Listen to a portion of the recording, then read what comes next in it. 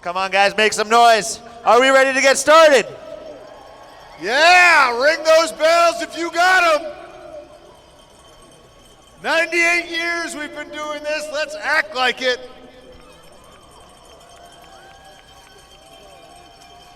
All right, we are very pleased and proud to welcome everybody to the 98th annual Harris Hill Ski Jumping Competition. Ski jumpers from around the U.S. and Europe are here today to compete in the Pepsi Challenge and the U.S. Cup Tournament. Today's competition is sponsored by Leader Distribution Systems of Brattleboro. They are the distributors of Pepsi. The Pepsi Challenge has been a Harris Hill favorite since 1986. Their loyalty and generosity has kept this 98-year tradition alive and well in Brattleboro.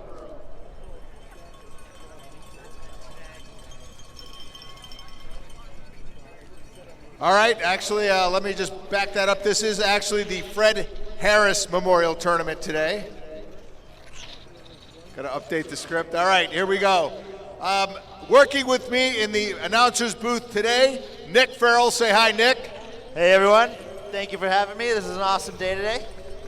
And another guy that I'm so pleased to be working alongside of once again. As soon as you hear his voice, you will recognize it. Peter Graves. Hey, thanks a lot. Really looking forward to being with you all today. Thanks for coming. It's going to be a great one.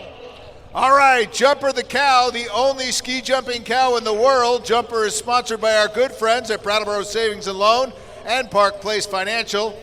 Jumper will greet each jumper as they come to the outrun. At this point, I'll kick it over to Peter Graves for the announcing of our athletes. Take it away, Peter. Actually, it's Nick Farrell going to announce that one. But anyways, thank you guys here. Today is my pleasure to announce all the athletes here competing at the Fred Harris Tournament. All right, so with bib number 10, we have Caroline Harrison. Then bib number 11, we have Elise Lowe.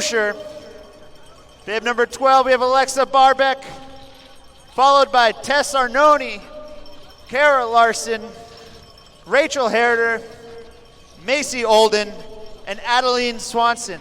And this is our junior women's class. Now, for our junior men, we have Mason Gorski, who is 13 years old. We have Cameron Somerton from Lebanon Outing Club, followed by Jacob Fuller. Then Isaac Nichols, who is also 13 years old. Then Jack Lawrence, Seth Gardner from Salisbury, Connecticut, Max Nye from all the way from Steamboat Springs Winter Sports Club in Colorado, Teddy Ruth from Fort Sayre Ski Club, Zach Drisk, sorry, I'm going to try to figure that one out. Then Cameron Forbush from NICEF, followed by another 13-year-old, Maxim Glivka, Logan Gundry, then Shane Kosher, followed by Zachary Saltzman, Tate France from Lake Placid, New York, Caleb Zuckerman, Aiden Rip from the Claquette Ski Club, then Henry Johnstone, followed by Gunnar Gilbert, Stuart Guthrie, Beckett Ledger,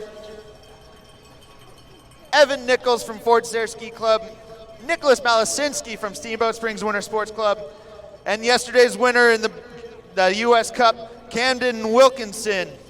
And that is our junior men's division. We're going to move into our senior class. We have Mason Winter from Fort Sayre,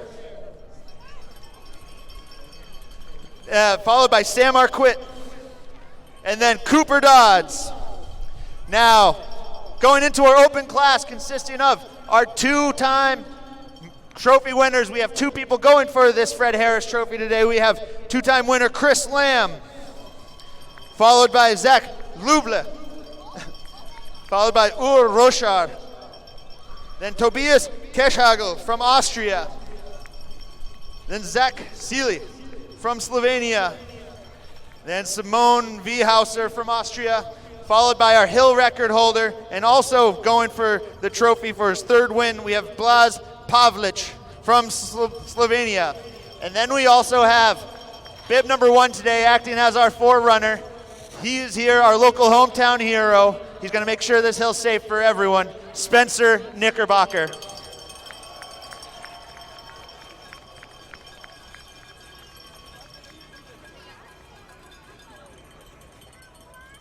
Also, I want to just ask all those kids that are sliding down the hill on the left side of the ski jump, we have to ask you to stop doing that for safety reasons, please. All right, thank you, Nick. We're going to announce the junior jumping team. These are members of Harris Hill's newest jumping program, Harris Hill Nordic. They've been practicing and competing all over the Northeast with some great results and some podium finishes. We are proud to introduce to you the next generation of U.S. ski jumpers. We've got a few of them here today, so let's look for Maisie Arnold, Max Becker, Ava Einig, Matai Engel, Cider Jennings, Olive Jennings, Spencer Jones, Ben Stouffer, Nick Tondries, Grace Wright. Give them a big round of applause. This is very promising. This re-energized program is under the direction of Todd Einig. Coach Todd is a former jumper from Brattleboro and the chief of competition here at Harris Hill. In his spare time, he has a family and a full-time job. Very excited to announce these kids are jumping at the new 18-meter jump at Memorial Park. A huge thank you to the members of this community who have so generously donated in-kind goods, services to make this junior jump program possible. So kids, if you want to try ski jumping, give Coach Todd a call. You'll find him here today. All right, we're getting close, folks. We're getting real close. We're going to sing our national anthem.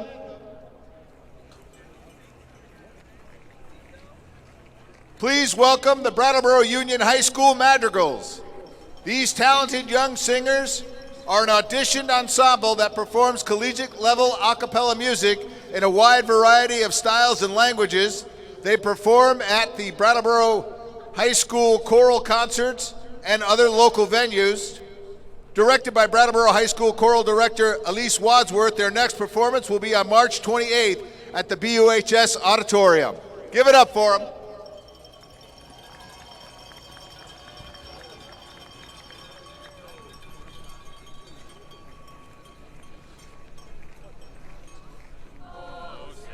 Can you see by the dawn's early light what so proudly we hailed at the twilight's last gleaming, whose broad stripes and bright stars through the perilous fight o'er the ramparts we watched were so gallantly streaming, and the rocket's red glare, the bombs bursting in air, gave proof through the night that our flag was still there. Oh, say does that star-spangled banner yet wave o'er the land of the free and the home of the brave.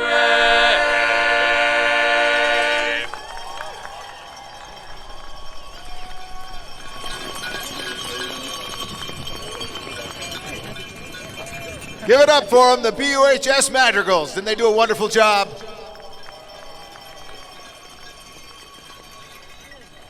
All right, hang on, hold on. Apparently I jumped the gun.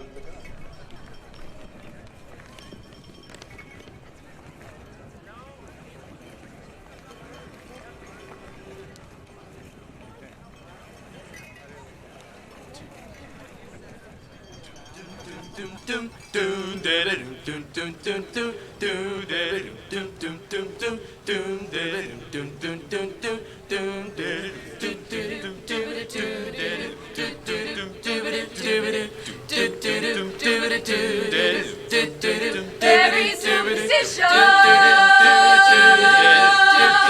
lying down the wall. Very superstition, ladders down the wall. 13-month-old baby, broke the all will be glad. Bad luck.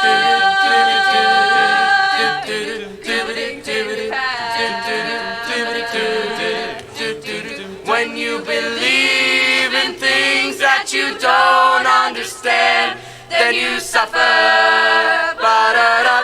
Superstition ain't the way. Ba-da-ba-ba-ba-ba-ya.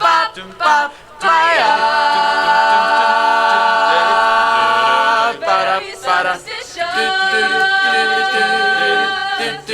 Watch your baby head.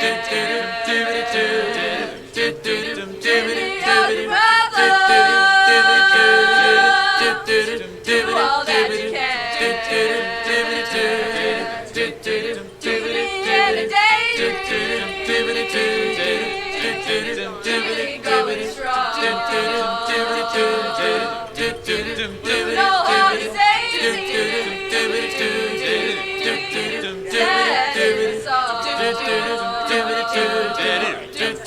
When you believe in things that you don't understand, then you suffer. Ba-da-da.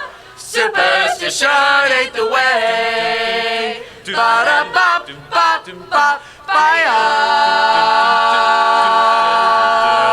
Ba-da-ba-da.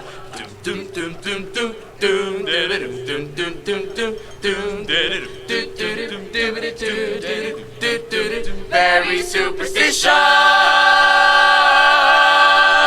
Nothing more to say. Nothing more to say. Very superstitious. Devil's on his way. Yeah, he's on his way. Superstitious. Nothing more to say. Ba-do-da, ba-do-da-da-da. And we're done. And we're done. And we're done. Right now we have Spencer Knickerbocker sliding out onto the bar. He's our local hometown hero. He's a forerunner here, so let's make some noise for Spencer. He is here. He loves it. He loves this. He wants you guys to be pumped up. He's on the hill. All right, building up speed there at the takeoff. Over the There knoll you of go. the hill. And a solid jump. Yeah. Good little trail jump there for Spencer. Rocking bib number 1. I know that he's a big fan of online dating and singles, so any of you ladies need stuff out there, you can probably find him on Hinge, Bumble, Tinder, or maybe a few Craigslist ads here and there, but he is out there. All right, we have a 78-meter jump there. And we will now fall into position with our first jumper. And the first jumper will be number 11, Elise Lowe from NYSEF, New York State Ski Educational Foundation, based in Lake Placid, New York. She's waiting for that flag and that green light from the officials. All right, that and flag. he is on the hill.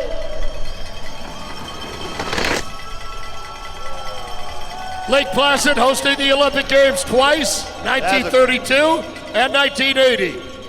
Great jump for Elise there. Looks like a better improvement from yesterday.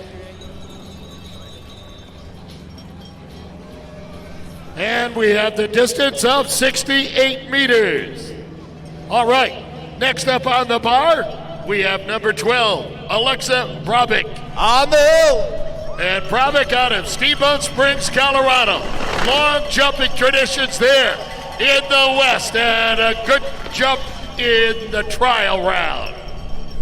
Yeah, absolutely. We are in the junior women's category right now, so it's awesome to see all these young girls out here coming from literally across the country to come ski and compete here today. That's right, Nick. Alexa's jump, good for 64 meters. And now we have number 13, Tess Maroney, also from Steamboat Springs. On the hill. Maroney at the takeoff.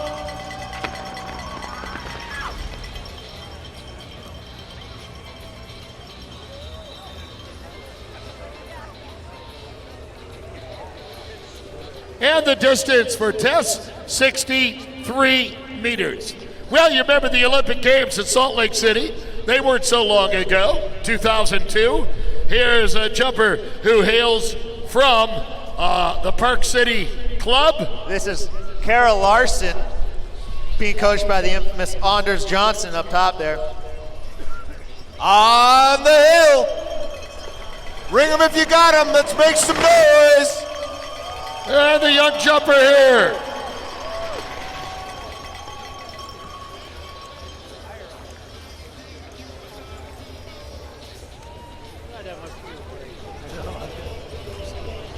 All right, on a good jump for Kara with measurements of 72 meters. Next jumper to go, bib number 15, Rachel Harrider out of Park City, Utah.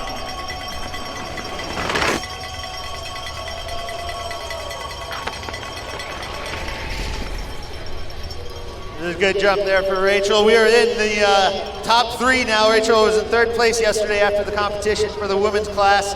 So now we have the 2 top competitors from yesterday's competition. With bib number 16 is Maci Alden, also from Park City, Utah.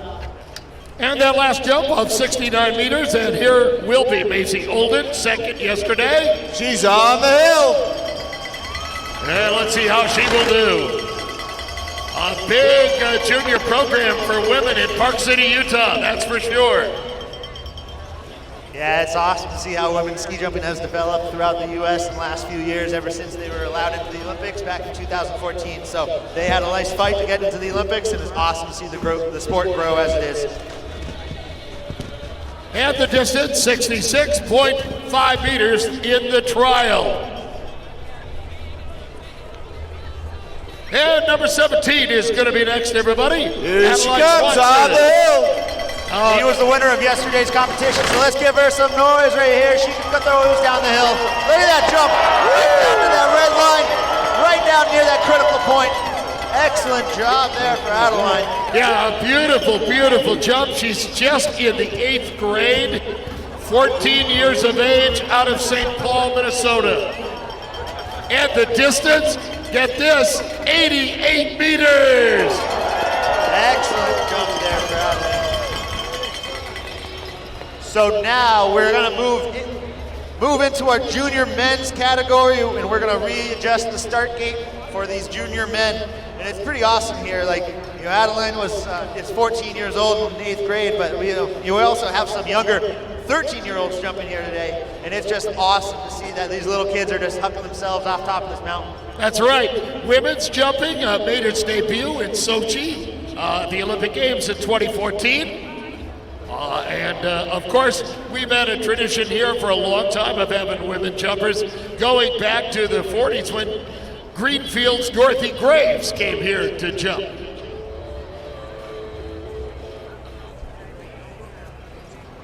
And the next jumper we'll see here at Harris Hill is going to be Mason Gorski. Mason's out of the Flying Eagle Club. That's a big club in Eau Claire, Wisconsin. They've got a big hill there. They have big traditions in Eau Claire. He's 13 years of age, but Nick, he's been jumping 6 years already. That's pretty amazing. And he is going out of gate number 12. All right, the coach is giving him the go sign. He's on the hill. All right, let's see what he does, Nick. This is awesome. Little 13-year-old coming up here, getting that experience on the hill with this size, as well as with competitors from, you know, some of the top competitors in the U.S. and from around the country, or from around the world, excuse me. We have 50.5 meters for Mason, and that will make way for number 21, Mason Gorski, flying, 22, pardon me, that is Cameron Somerton. And Cameron is out of the Levin and Outing Club, just up the road an hour or so, a senior at Sunapee High School, 17 years of age. On the hill. All around good athlete, Nick. Started jumping at 11 years of age. Great attempt for Cameron.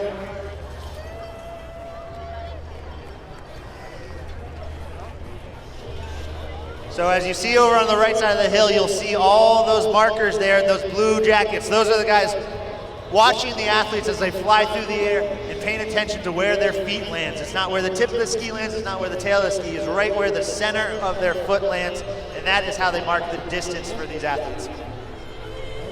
Next up on the bar, we have bib number 23, Jacob Fuller from the Norgie Ski Club. And that last jump was 47 meters. And Nick, right you are, here comes Jacob Fuller. On the hill, make some noise! Norgie Ski Club is just outside of Chicago in Fox River Grove, Illinois. They have developed many Olympians there, particularly under the tutelage of Scott Smith. He's done a great job as coach there. Interesting, their jump, Nick, was actually the jump that was up in Ely, Minnesota, and it was deconstructed and moved down to Chicagoland. I did not know that, actually. Now, number 24, also a 13-year-old again. This is Isaac Nichols, also from the Norgie Ski Club. He's waiting for the flag from his coach, making sure there's an okay wind conditions from the officials, and he's on the hill. All right, 49 meters for that last jump.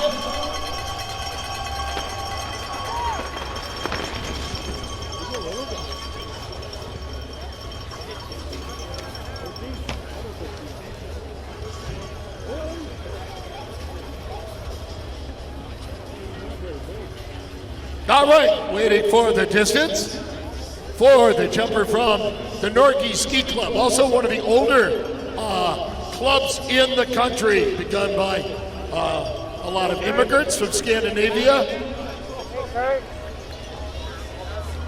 As we await the distance, Jack Lawrence. That distance is 51.4 meters. 0.5, excuse me. Jack Lawrence, NICEF, Lake Placid High School. On the hill. 16 years of age.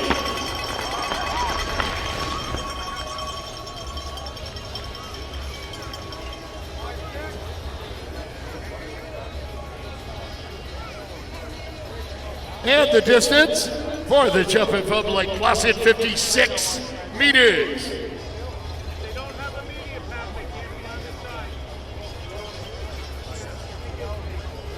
Getting out of the bar now is number 26 from another one of the great jumping towns in New England, Salisbury, Connecticut, which had their annual tournament a week or two ago, and they do a marvelous job. Ladies and gentlemen, Seth Gardner. Got the sign from his coach, he's on the hill.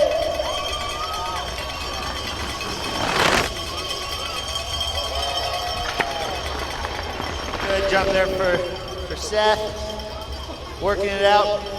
Now, I believe this start list is in order from reverse order of yesterday's competition. So at the end of this, as we move further and further down the start list, we're going to get longer and longer jumps from some of the more experienced jumpers here. But seeing all these younger jumpers here, it is phenomenal to have them be here. Absolutely. On a hill like this. So much to learn. And the distance on that last jump, 58 meters. All right, this is bib number 27, Max Nye from Steamboat Springs, Colorado. On the hill. Didn't quite get the push off the takeoff that he wanted there, but that's one of the crazy things here is you're going 55 miles an hour and you're trying to jump right at the perfect spot on the end of the takeoff. And if you end up missing it and you just end up jumping too late, it's like running off a diving board into a pool 1 or 2 steps late. That's what it feels like. You're just pushing off into the air, and it's not a fun feeling. All right, coming up, and that was 57.5. We have Teddy Ruth from Fort Sayre Club in the Upper Valley. Here he comes. On the hill. 17 years of age. Kind of caught The jumper will graduate from Hanover High School in 20. He's up and All right, he's good. Give it up for him. Give it up for him. So just what happened there is he just landed a little bit, his skis got caught, and he actually didn't pull his skis in time too much to land, or quick enough to come in and land, so his skis kind of landed on edge and continued out wider and wider.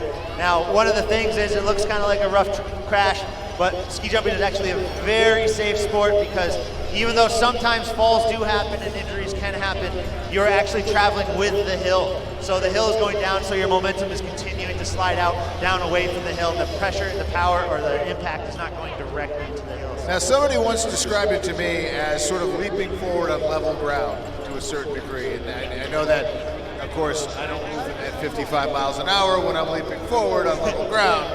But so kind of keeping that in mind, as you said, just to put a finer point as to how safe the sport actually is, even though it does seem a little insane. Oh yeah, you know, there's a little level of bravery and courage that has to go into this as well. But you know, with that crash, it's not like you can get up and walk away from a lot of things like that. And, you might be a little bruised because, like you said, you're going at 55 miles an hour, but. You know, we all know the calculated risks of this, and but we love it and do it anyways. And here we go again on the hill. So here's Zach Gresham from now Washington Valley. 17 years of age, and that last jump a moment ago that you saw, 53 meters on that one, and we'll get Zach is 59 meters.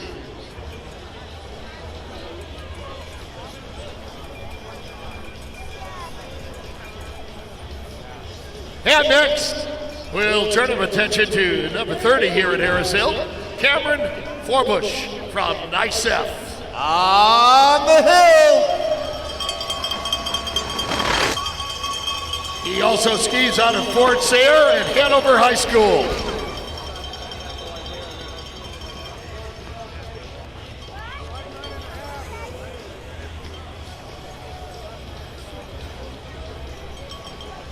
And the distance, 59.5 meters. Well, here's another young fella, 13, that has ski jumping in his blood. His relative retired the trophy with 3 wins, Maxime Glivka. On the hill. And he is also one of our 13-year-olds here competing today. That's awesome, putting that nice telemark in right during his landing. Judges do like to see those telemarks. They do, and they score higher for those telemark landings. That is a 61-meter jump for a 13-year-old. Very well done. And the Glivkas, I think at least 3 generations. They have been ski jumping originally from the Ukraine, but Maxime is at Fox River Grove Middle School. If you know that area, it's right next to Crystal Lake in the Chicago suburbs. Okay, thank you. There's no sign, but we'll take them down. All right, we've got another one sliding out onto the bar. Peter, who do we have? That's right, Fish. We have Logan Gundry, 17 years of age, Eau Claire Flying Eagle Ski Club in Wisconsin. On the hill. Now, Logan has a PR of 99 meters, so let's see what he can do now. Yeah, I like seeing those jumps start working their way further and further down the hill.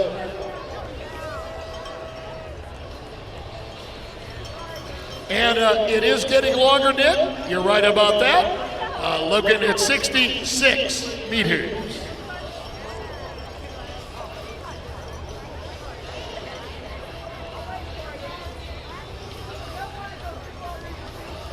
Shane Coker. Coming next, number 33, Gorski Ski Club, 16 years of age. Shane has been on the U.S. World Junior team. On the hill.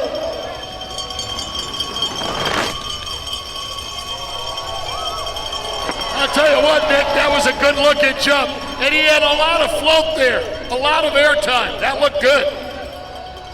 And the distance, 74 meters. Handy jump.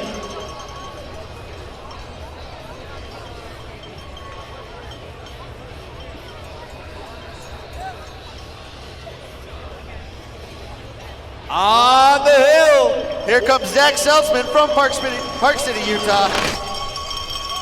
These guys travel a long way for that. Getting down into that blue zone, right where that hill is steepest.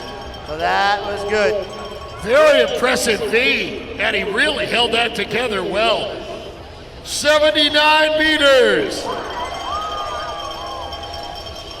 All right, so now from Lake Placid, New York, we have what I believe was the current U.S. Cup leader. We have Tate Franz from there. This kid knows how to fly, and if he's able to put his jumps together on the hill, he can really, really fly. He's got beautiful style. All right, well, he held together. Into that blue zone. Drifted just a little bit, but that was an excellent jump. 80 meters. And Tate is just 14 years of age. Yeah, and he has very awesome style as well. It looks very smooth, very controlled in the air. So I always love watching him jump. Coach is giving him the signal, and he's on the hill. This time, Caleb Zuckerman from Fort Sayre. The Upper Valley goes to Richmond Middle School. His third year jumping here in Brattleboro. We have the distance up, 76 meters. And our next jumper from Minnesota at the Cloquet Ski Club, located near Duluth. They've had a couple of Olympians out of there over the years. We have Aiden on the hill.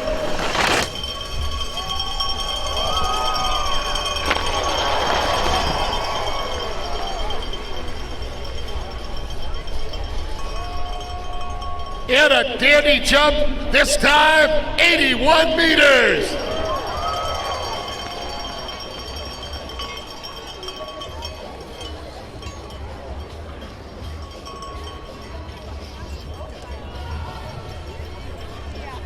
All right, we're waiting for the coach to give him the sign. That sign has been given. On the hill. Make a little noise. You look live at number 40, Henry Johnstone, Andover Outing Club. And Nick, another great jump.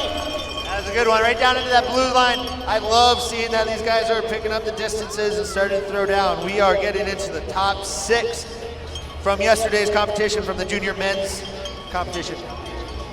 Well, a nice jump, and judges call that an 82 meters, Nick.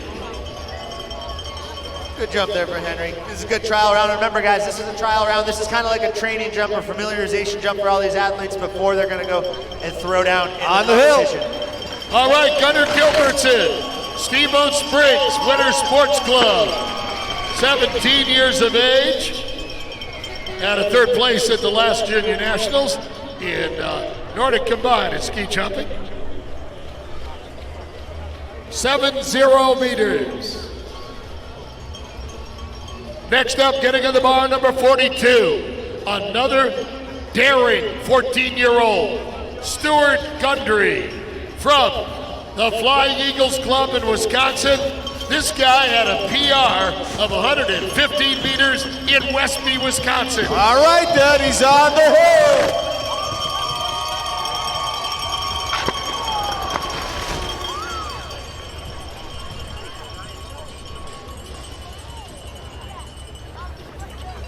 And the distance, 77 meters. With number 43, Beckett Ledger from Park. He's currently skiing from Park City, Utah, but originally from Lake Placid, New York. Being coached by Anders Johnson, I believe, and or Colin Delaney, who is the coach for Lake Placid and all of the Eastern Division. On the hill. 19 years of age, number 43. Beckett was happy that was a little trial jump because he knows that he has to work on a couple things. I used to coach him for a little bit, so I can say that. You can. 76.5 meters for Beckett. Evan Nichols is next. Bib number 44. And now we're in the top 3 competitors from yesterday's competition. So these guys definitely know how to throw down. These guys did have far jumps right down near that red line, right near that critical point, that K point. Let's see what Evan can do. Sophomore in high school, Evan Nichols. Good air under that. Right down towards the beginning of that blue line. So Nick, during these trial rounds, are these guys are they trying to get as much air as they can, or are they just feeling the course out? It's a little bit of a mixture about that, and I'll discuss it actually when we have a little bit of a break about their suits and stuff, because usually when you're in a training jump or have trial rounds, you don't really use your competition suit, because we have suits that are really specifically designed for the athletes.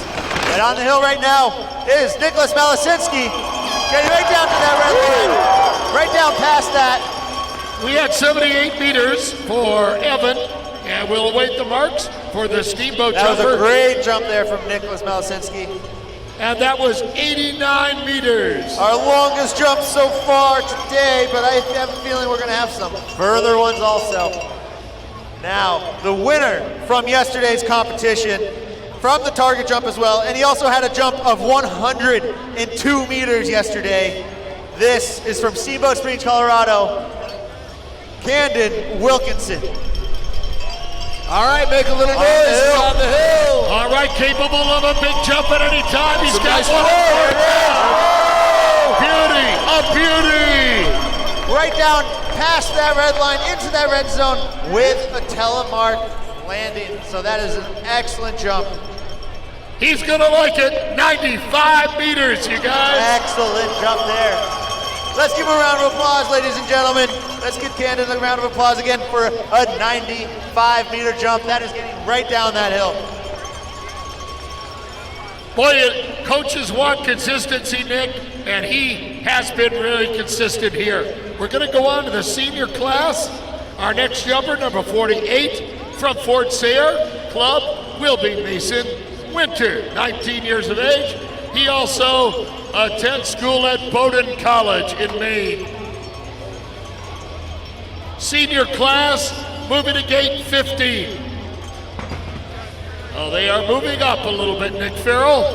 Yeah, it's awesome to see these what we call quote-unquote senior jumpers out here, because a lot of these guys, you know, they don't technically compete ski jumping as often or take it as competitively as they used to. So they're really out here having fun, enjoying this stuff, coming out to jump and experience you guys and have them cheer them on and stuff. So it's awesome to see them all here. Thank you for that, Nick. I actually tried to talk Willie into doing it today. He's here in the crowd. Yeah, I saw Will. Will used to be an old jumper and a teammate of mine, so it would have been awesome to have him strap his skis on and throw a few off the jump.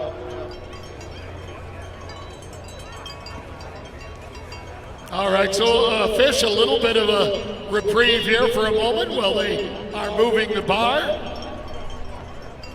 So far, we've been seeing some nice jumps, some good technique, a couple of good distance jumps, and we're still finishing up on our trial round here, but we'll be into the competition here shortly. Yesterday, we were able to transition from the trial right into the competition relatively quickly. We did have a little break between rounds 2 and 3 yesterday. That'll allow you to hit the beer tent. Check out all the great food in the food court. There's a lot going on back there. The bonfire as well is going on. The hill. Mason Winter, 19-year-old jumper. Just started college, which is awesome. Good for him.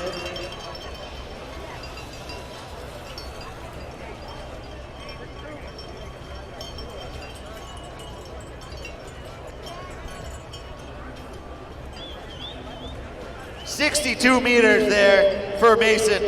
And now we're gonna go back up to the top. We have bib number 49 from NICEF. We have Sam Arquette. He's here being coached by the tutelage of Colin Delaney, competing here in this senior class. So it's awesome to have these guys back out on this hill. All right, the coach is giving him the high sign. He's heading towards us, so make a little noise. And Sam is a student at St. Lawrence University in Canton, New York, which we have some alumni here that are friends of mine from the Laurentians of St. Lawrence. 62 meters. And so now we have our final competitor of the senior class in this trial round, just getting their training jumps in. We have Cooper Dodds from Hanover, New Hampshire, skiing for the Fort Sayre Ski Club. Cooper used to be a teammate of mine, and he's a really great friend, really good person. and he's actually a really great photographer, actually. Yes, he is. He's actually got a photography exhibition right here in town at the Vermont Center of Photography, if you guys want to go check that out. He's a phenomenal photographer, but even better person. So, and he knows how to fly. So let's make some noise for Cooper. He can go down this hill. Wow! Training jump right yeah, down here. baby! Good training jump for Cooper. Yeah, certainly a dandy jump. 87.5, that is very good. Excellent. And now that was the end of the senior class. Now we move into the open class. This is where these guys are battling it out for the Fred Harris Memorial Tournament. This is where we have Chris Lamb and Blaz Pavlich, who have both won this event twice in the past. And if either of those win them today, they can take the trophy home. However, we have a few more Slovenians and Austrians who are going to try to prevent that, and they want to get their names out on that trophy. Playing the spoiler role for today. That's what they'll be doing. Yeah, they're playing the block and roll there.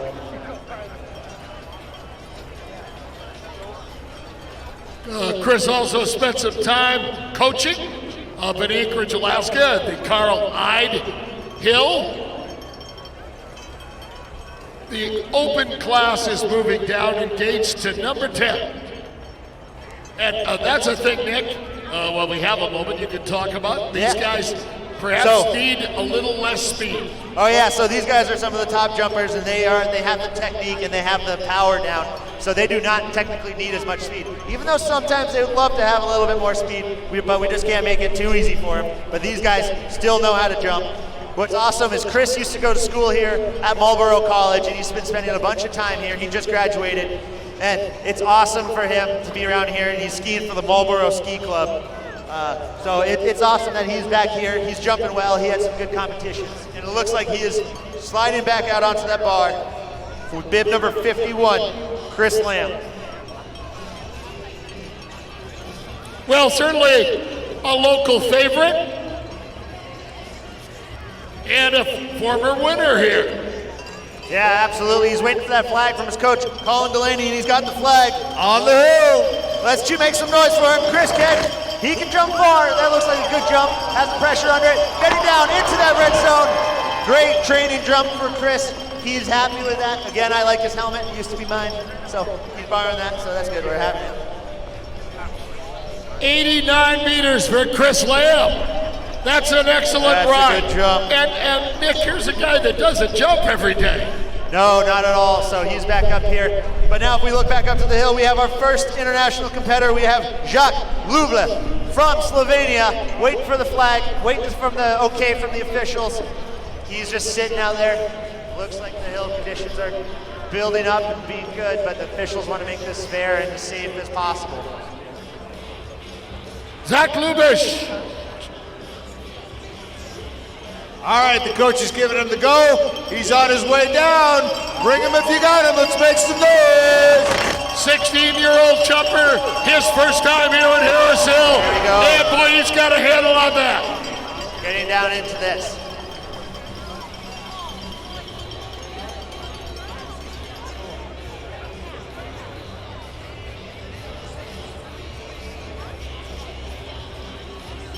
.5 meters for Zach.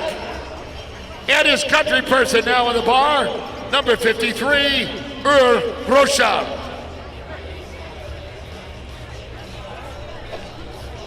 He's got the flag from his coach and he's on the hill. Here he comes. A very That's a great wide jump feed. right down to the red line, right near that 88-meter mark. Nick, that's a good way for him to kick it off. 87.5 meters. That's always a little confidence booster when you have good jumps going from your trial round, then you know you can carry that over into the competition rounds shortly after this. And now we have our first Austrian competitor with bib number 44. We have Tobias Kershaw from Austria. Let's make some noise. He's traveled a long, long way for this. On the hill! Started at 5 years of age. Tobias jumping in Austria at Alpen Cups, and he was an Austrian champion. back in 2018. 84 meters for Tobias.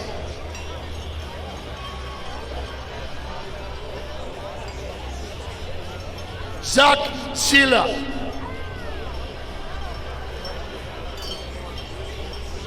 Number 55, 24 years of age. He had a 7th place On the hill. in IC in the summer of 2015.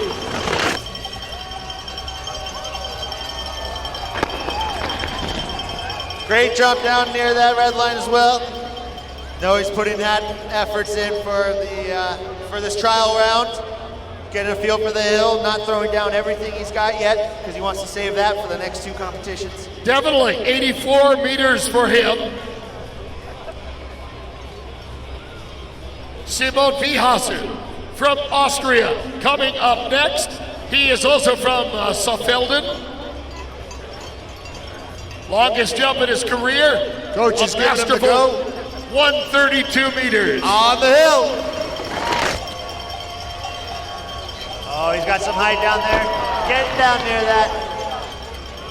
There it is. These guys are just getting the hill dialed in. They're going to get their equipment set up with what they need to going into this first round shortly after that, because right now we have our final competitor of our trial round, our current our hill record holder. He has that last line down on that hill where it says HR. This is Blaž Pavlić from Slovenia. Let's see what he do. He was the winner of yesterday's competition. And that last jump. On the hill. The last jump, 82.5 And meters. it's down there, down past that red line.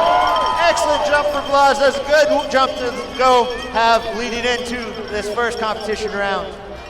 So, a distance of 92.5 meters for Plavich. that was an excellent jump. So that concludes our trial round. And now those athletes are going to get their skis ready. They're going to make their equipment or get their equipment in order, and they're making their way back up to the top of the hill. I see a few athletes already making their way up, getting up there, but we have a moment or two here for you guys to catch your breath, for you to go get a beer, get another one or two if you haven't already, get some food, go check out the vendors, stand around, walk around a little bit.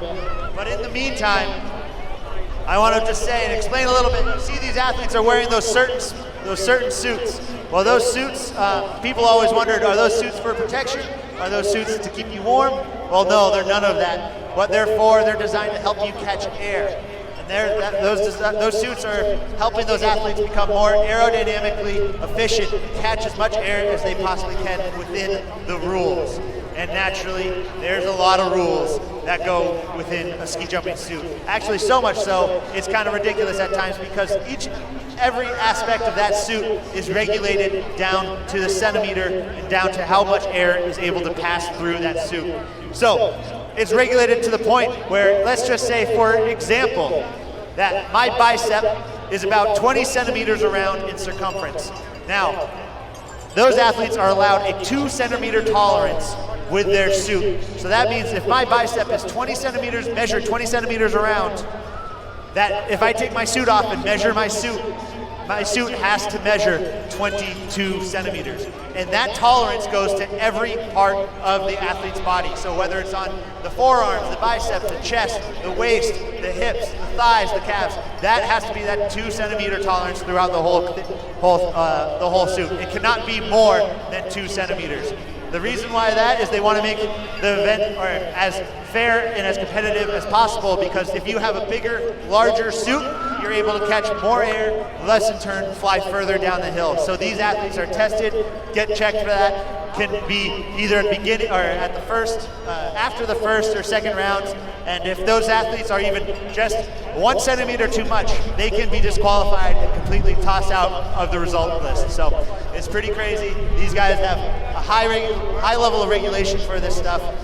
And then, not only is it just their suits that are regulated, their skis are also regulated too. Their skis, look from anywhere between 5 to 8 feet long, or 6 to 8 feet long, and that is based off of their height. So each individual person's body height regulates the size of their ski that they're able to have. Because again, if you have longer skis, you have more surface area then to catch that air. And these athletes are trying to get themselves into the most aerodynamically efficient position possible, and they're trying to make their bodies almost like an airfoil. And the more they're able to do that, the more air they're able to catch, the further the jumps are. So these guys are regulated, and if you guys see them, don't hesitate to ask any of these ski jumpers for autographs. Don't go, you can go up and check out some of their skis and ask them about it and ask them a few questions. These guys would love to sign autographs, answer a few questions for it. So feel free.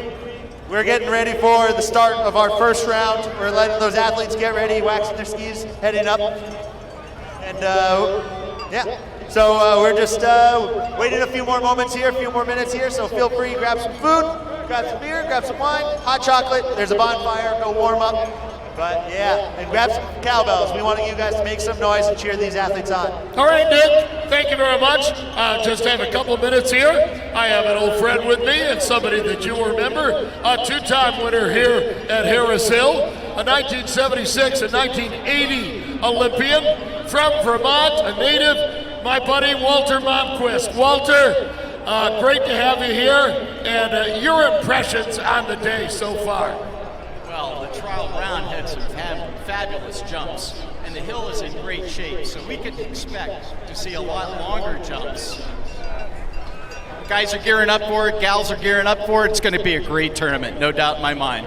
Walter, when you get around this, do you ever feel like, I want to put on the boards again, baby? When I was up on the knoll, actually, I kind of thought, and then Nancy, my wife, said, maybe not. And you've seen a lot of old friends here today. For a lot of the jumpers, as we grow older, as is the habit of things, it's nice to reminisce. It absolutely is. And this is the place in New England for jumpers to get back together. I mean, it's a fabulous event in February, and sometimes it gets a little warm, which makes it even nicer. And the parking lot's big. I had to park down by the cheese factory, take the bus up, so it's more cars than I've ever seen here. So there must be as many spectators as there are cars. And it's nice to see this tradition continuing with a new hill and such wonderful people that come out here every year. It's a family tradition. Well, it is a family tradition. When you speak about family traditions, there's no greater family than the Harris family.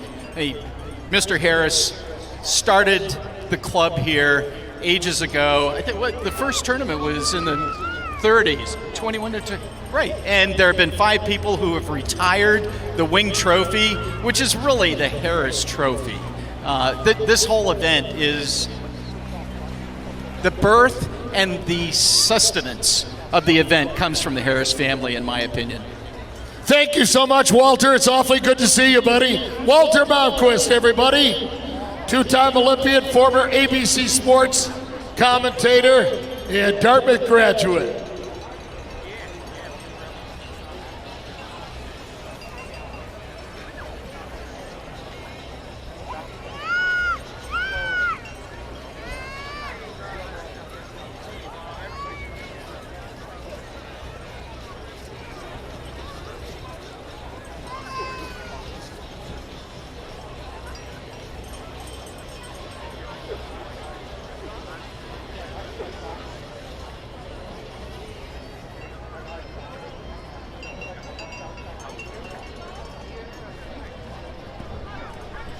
All right, it looks like we have athletes making their way up shortly, but I want to also mention off because Walter just mentioned that he's expecting to see some of these further jumps in this next round. And you know what? I think the same thing too, because what I was just explaining about with their suits, because our suits are so regulated, most of these athletes usually have about 2 suits. One's like a training suit, and one's a competition suit, because one suit feels a lot better and fits them a lot better and fits them properly. That these athletes, in trial round, they might not use their best equipment for it, but then come ahead into the comp round, they pull out all the stops. Because another thing that's actually really interesting about these suits too is there's a certain amount of air permeability with the material that we have. So that means like there has to be a certain amount of air that can pass through the suit. So you couldn't just put like duct tape on the suit just to like kind of seal up all the air from passing through, or put a plastic bag in there, or go jump in a plastic bag, which would obviously be much more effective in the air. But in order for safety and a lot of other reasons too, and fairness, we have regulation aspects that allow about 40 liters of air per certain spot that has to pass through.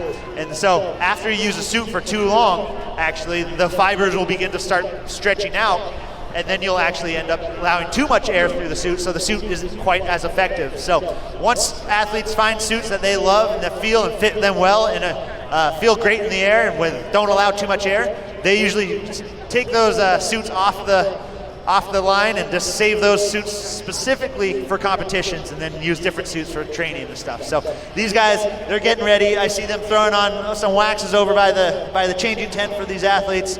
They're getting their skis nice and fast for this competition, and it's going to be a fun one. I feel there's going to be some great jumps this afternoon, Pete. Well, thanks a lot, Nick. It's really great to have your expertise here. Of course, those suits, I don't know if you mentioned, those suits are tested. The jumpers that jump internationally, there's a machine, a plumbing machine, and they run air through it, and there has to be a certain amount of porosity in the suit. So it's not like a skin suit like you might see in speed skating or something like that. Nope, not at all. Yeah, it's like a special foam material that these guys have, but it's designed specifically for ski jumping. It does help generate some speed and some aerodynamic factors to it, but like I said earlier, it's kind of designed also to catch that air, because you want every advantage that you can get, and you want to kind of push that to the limit, get those little, get the tolerances as best as you can, and have that air permeability be as close as possible. Once again, as we get ready to go, Spencer Knickerbocker is going to be jumping before we get to number 11. And Spencer's our hometown hero here. He's from right here in Brattleboro. He's currently went to school up in Marlboro as well, and is currently working there. But he's from Brattleboro, so he's our hometown hero here. And of course, his uncles are pretty good skiers, Jim and Joe Galanis, multiple Olympians for the United States in cross-country skiing. Yeah, and he's worked with, Spencer actually is working with the Marlboro Nordic Ski Club, and he started developing that little club up there, and he's got a few athletes that they're working on. So it's awesome to see that he's doing this, but all right, so it looks like Spencer's just slid out onto that bar there, ladies and gentlemen. Let's make some noise for Spencer Knickerbocker as he waits to get the flag and the okay and the green light from the officials. So, as we are here in the 2020 Fred Harris Memorial, here comes Spencer Knickerbocker as a forerunner for today's competition. There we go, Spencer.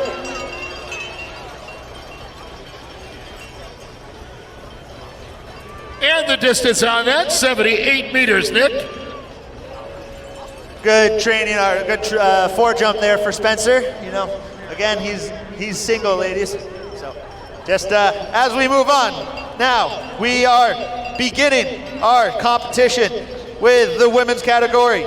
With bib number 11, we have Elise Lowe from NICEF, and she's on the hill. 68 meters the last time in trial for the girl from NICEF in Lake Placid.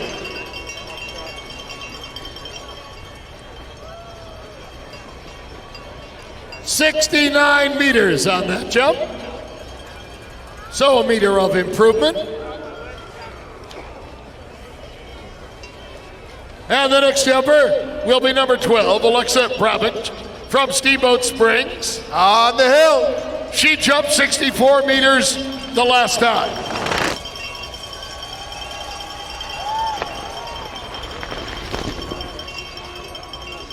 And of course, everybody hopes for a meter or two or whatever improvement on the first competition ride.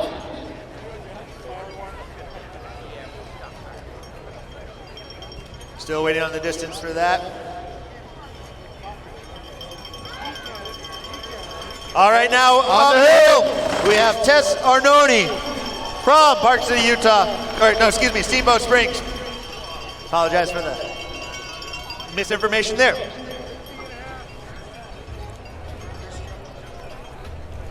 And that jump, 60.5 meters.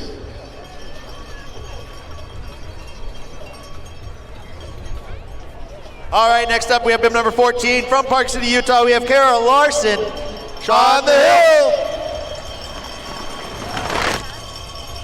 Kara is a student at the University of Utah.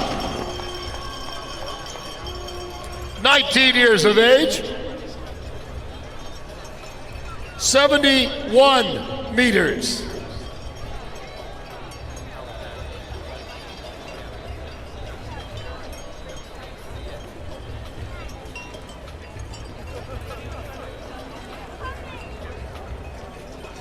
So, next up, bib number 15 from Park City, Utah is Rachel Heriter on the hill. 15 years of age. And well done.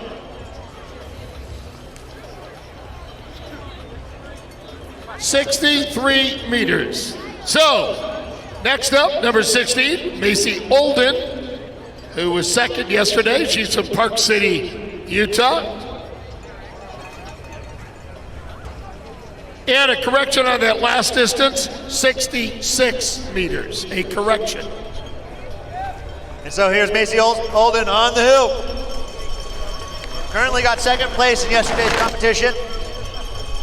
See what she can do for a first round jump. Down near that 60-meter area.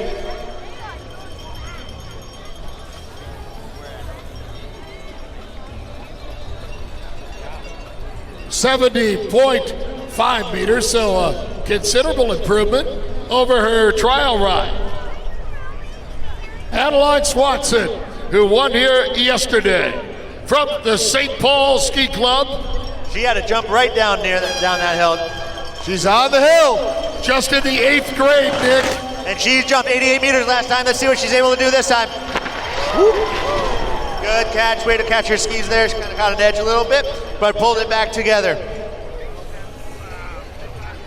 80 meters this time for her. And we conclude now the junior women's portion as we move on to the junior men.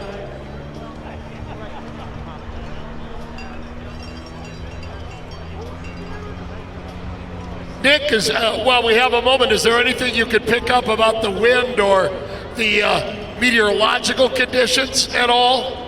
Well, usually on the side of the hill, you can kind of see some wind flags scattered throughout the hill. They're just small little streamers, usually based on specific spots on the hill, up on it. Now, my eyes from down here, I cannot see that far. My eyes are kind of bad. But what you can do is if you kind of look at the hill, if you do have good eyes, you might be able to spot kind of near right on the right side of where it says hill record on the bottom right. You can kind of see there's one wind flag right around there. It's got blue streamers, and that's going to tell them how far and what direction the wind is blowing in, and how hard it usually is. And so the coaches and the officials are looking at those wind flags all throughout the hill to determine as a consistent weather conditions and wind conditions as possible. So, yeah. But it looks like we're getting a little bit of a headwind possibly. Yep, I'm looking at them now. There's a bit of an updraft here, which may benefit those who jump long in the competition. Going out of gate number 12 for the junior men as Mason Gorski, the 13-year-old from Eau Claire, Wisconsin, getting up on the bar. Of course, next week, Wisconsin will host the American Birkebeiner ski race, where about 20,000 people start at once. And also, later this year, Minneapolis hosts a World Cup in cross-country skiing for the first time since 2001. At Theodore Wirth Park, March 17th. All right, our athlete is out on the bar waiting for the coach's signal. They've got that signal on the hill.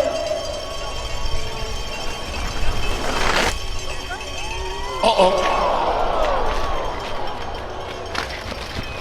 Oh, no. Can we get rescue to the base, please? Yep. Watch out for that ski, ladies and gentlemen. Watch out, ski.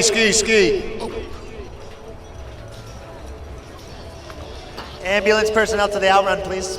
Rescue Inc. to the outrun, please.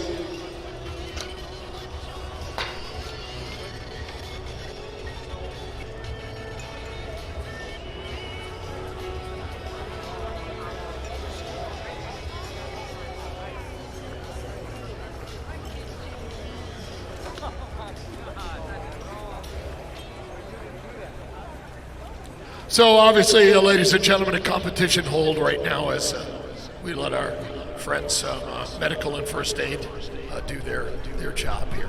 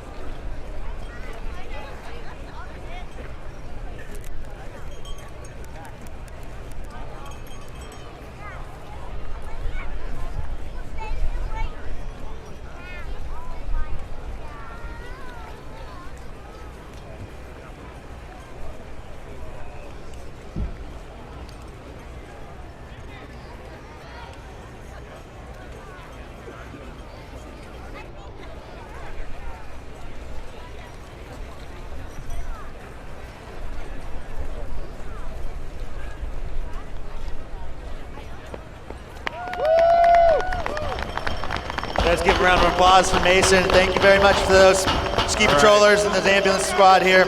We're gonna go give him a solid checkup. We hope he's all right.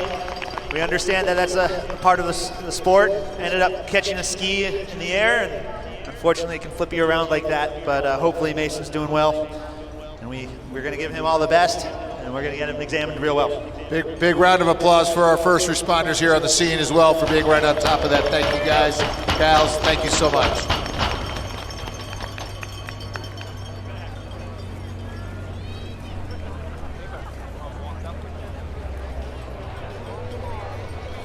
All right, we got some athletes sliding out onto the bar, and we're ready to kind of get this going again. So, we have on the hill our next jumper. Is this a forerunner? We're not quite sure if this is a forerunner or if this is Cameron Somerton, but this might be Cameron from the Lebanon Mountain Club. That looks like Cameron Somerton. Bib number 22. We're back into this game, back into the competition, ladies and gentlemen, with our first round of competition. So, all right, Nick, thank you. 45 meters for Cameron. And now, moving out on the bar, number 23, Jacob Fuller, Norgay Ski Club in just outside of Chicago. On the hill.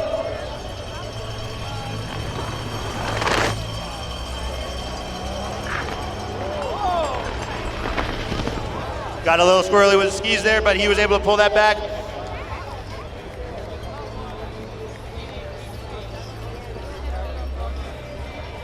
Waiting on the distance for Jacob. 48 meters. And the next jumper coming up, Isaac Nichols, number 24, Norgay Ski Club.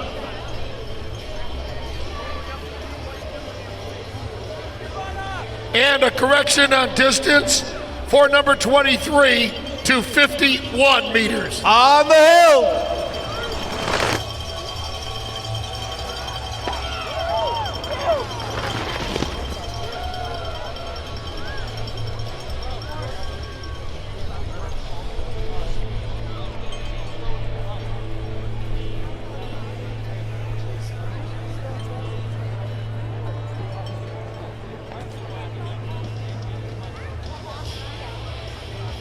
Distance 51.5 meters. Number 25 is next. This is Jack Lawrence, 16 years old, goes to Lake Placid High School, competes for NICEF.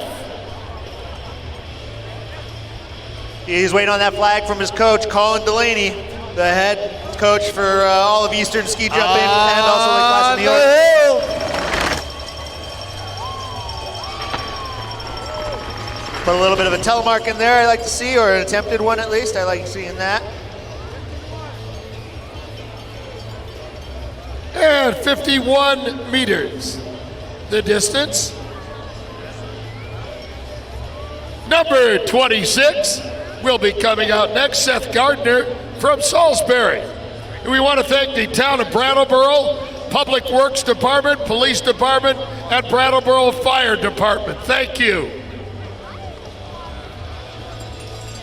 Also a thank you to the Brattleboro Elks Club for your generous support. And to Jay Evans Construction and crew for many hours of preparation on the hill. On the hill.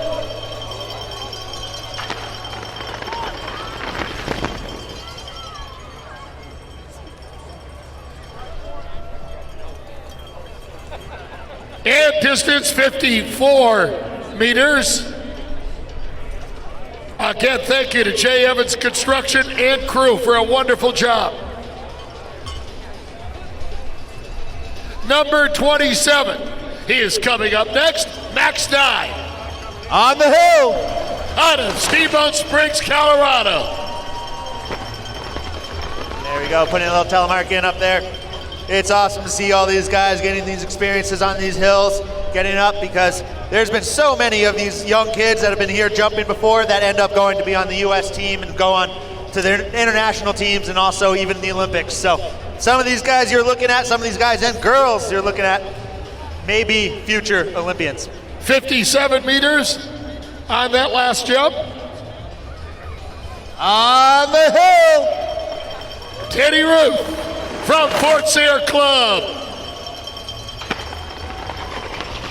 Started the 7th grade up in Hanover.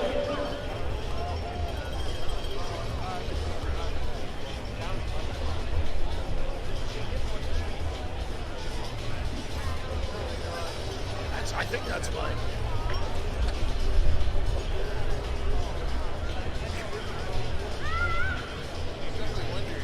So, next up we have bib number 29, Zach Gressick from Mount Washington Valley, North Conway.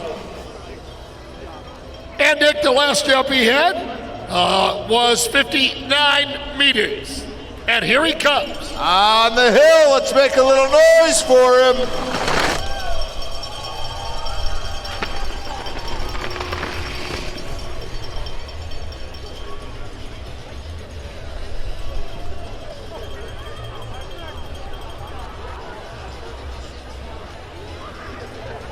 .56 meters the distance.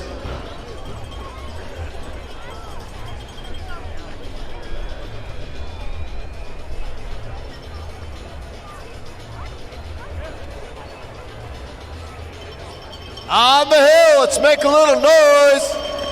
Cameron Forbush from NICEF. Decent jump there from Cameron.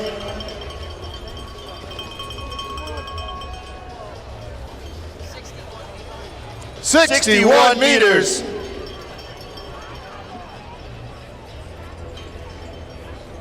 So,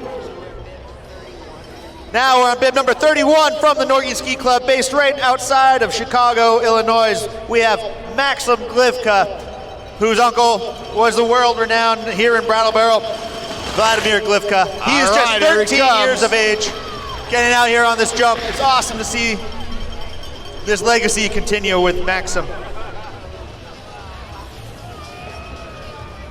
59 meters.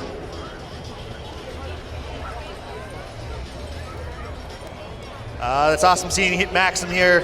You know, that Glivka family has a strong Brattleboro presence here. Now, as we wait a little bit, we go on to bib number 32 from the Flying Eagle Ski Club in the Midwest. We have Logan Gundry waiting to get out onto the bar. Double checking his equipment, making sure everything's all set.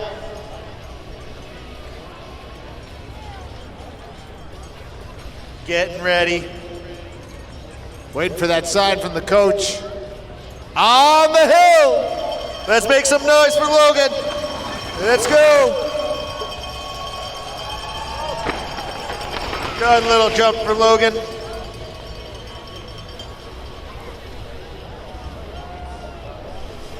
Had a previous jump of 66 meters. Second round jump of 62 meters.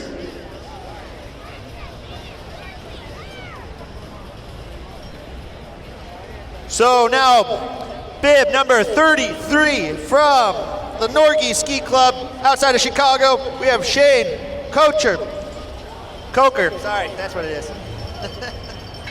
On the hill, let's make a little noise for Shane.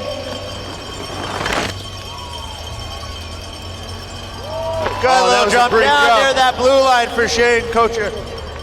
I gotta believe the judges are gonna like that one. Yeah, I like it. We're starting to get further jumps down there. Good jump, decent distance of 74 meters. There's a good jump there for Shane Coker. Going on to now bib number 35, we have Zachary Saltzman from the Park City Nordic Ski Club, being coached currently by the infamous Anders Johnson, three-time Olympic medalist. And he is on the hill. Oh yeah. He had a nice stylish jump right there. He had those skis out, nice, calm, quiet in the air. It was awesome to look at.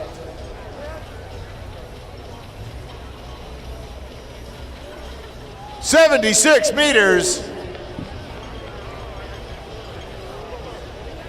So next up we have bib number 7, wearing bib number 7, or 37, excuse me, from Lake Placid, New York, Tate, France, whose role model is Nicolas Malice On the hill. And he's got this very smooth, beautiful style. If you look at that, it's very controlled in the air. Nice. He wasn't quite as pleased with that jump as he would like to have been. I know he has a lot more in that. I know his coach thinks the same, but he also thinks that as well. So 76.5 meters for Tate France. 76.5 meters. So now we're moving up to Caleb Zuckerman, bib number 38 from the Fort Sayre Ski Club, just up here, up the highway in Hanover, New Hampshire. We got some New England boys here. On the hill.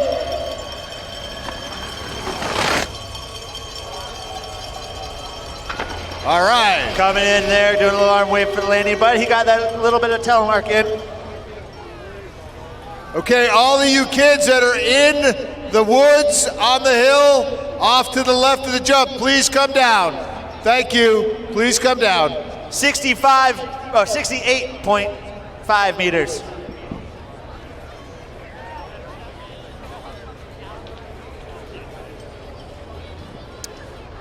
.5 for Caleb Zuckerman. Now on to bib number 39, Aiden Rip.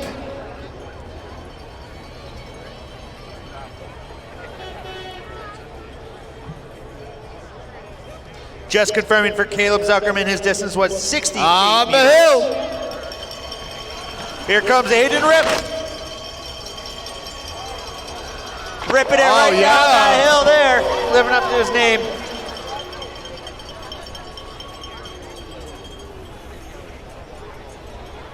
$79 meters, give it up. Good jump there for Aiden. Now we're moving into our top 7 competitors in this junior men's class. And we're gonna go from Andover Outing Club. Bib number 40, we have Henry Johnstone. On the hill. He had some decent jumps yesterday during the competition. Let's see if he can do that again today. Right near that 70 meter mark. 74 meters. Okay, and then we're gonna slide on to number 41 from Steamboat Springs, Colorado, is Gunnar Gilbertson. On the hill.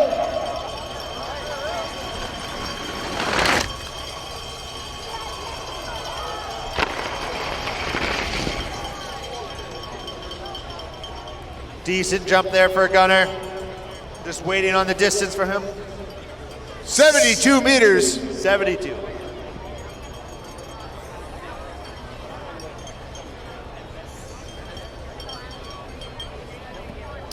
All right, after Gunnar Gilbert, we now have Stuart Guthrie from the Flying Eagle Ski Club. He just slid out onto that bar there with bib number 42. Waiting for the flag from his coaches. He's got it, and he's on the hill.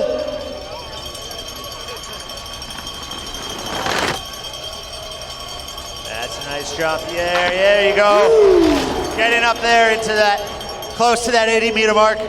Great jump there for Stuart. Oh, just short of 80, but 79 meters. But that was a decent jump there for Stuart. Going on to bib number 43, Beckett Ledger from originally Lake Placid, New York, currently skiing from Park City, Utah. He has the ability to jump far if he gets his stuff right on target. We are now in the top 4 competitors of this junior men's class based off of yesterday's competition. On the hill. So here comes Beckett Ledger. Let's make some noise for him.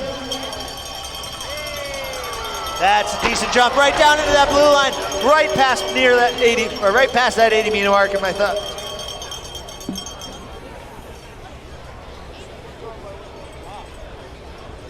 .5 meters there for Beckett Ledger. And now we are on yesterday's podium. Who was in 3rd place yesterday from Fort Sayre? We have Evan Nichols, bib number 44. He's waiting for the flag from his coach. Getting already up there. On the hill.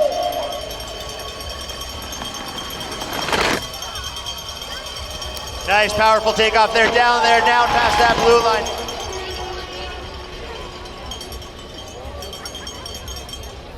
Held a jump on that, 81 meters.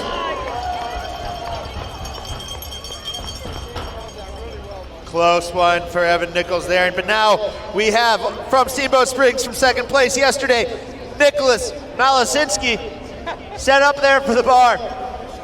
Bib number 45. These guys are able to throw down and have jumps right down near that red line. Let's see if he's able to do it. The go ahead, and here he comes. On the hill. And he is a great jumper. Oh, he's looking stylish. Look at that. Down near that red line. And the judges are going to be loving that form. I'll tell you that for sure. He competed at the recently Youth Olympic Games in Lausanne, Switzerland, where he was in the top 5. Fantastic. 89 meters. Absolutely wonderful for Nicholas. Now, the winner from yesterday's competition, who had a jump of 102 meters yesterday, also from Steamboat Springs, Colorado, we have Candid Wilkinson on the hill. Really good air entry. That's good down past that red line. Excellent jump there for Candid. And really aggressive, pushing it, staying in that V as far as he could. 92 meters. That's a great one.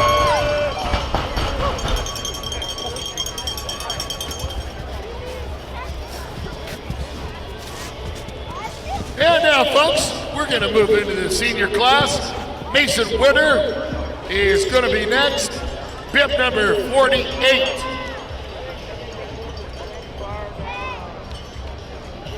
We have seen some great flights.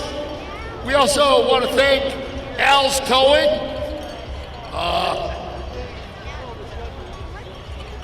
The Eagles, or the Elks, excuse me, thank you. Brattleboro Country Club, Brattleboro Memorial Hospital for your help. C&S Wholesale Grocers, Grafton Village Cheese, GS Precision, Irving Energy, the Marina Restaurant, New Chapter, and People's United Bank. All right, just another quick safety announcement.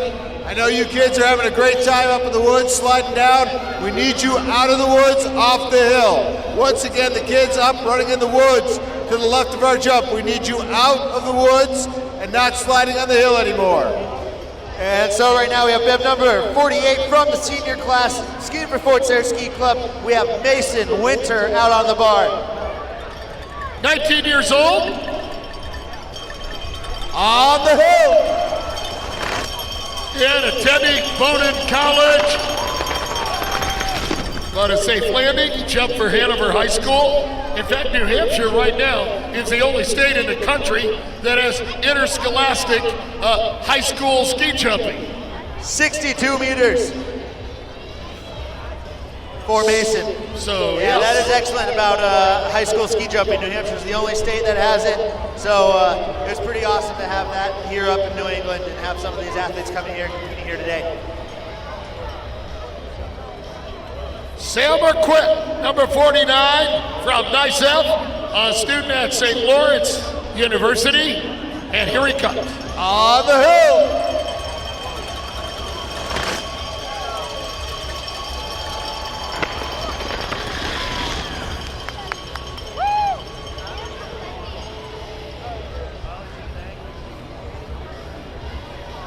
.69 meters for Sam.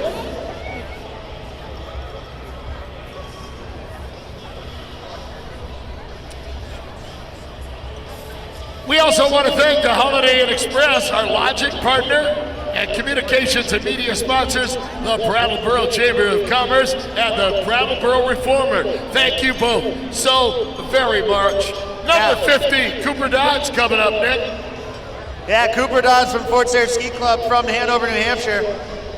He's a good guy. He knows how to throw down. He had a jump of 87 meters last round in his trial round. Let's see how far he can go. On the hill. And he won yesterday in this class, Cooper Dodds. That looks nice and fine. Right there, right down into that blue line area. And it looked to me, Nick, that he tried to get everything out of that jump he possibly could. Yeah, he was pulling all those extra meters out he could. And the distance, 81 meters. Nice jump there for Cooper.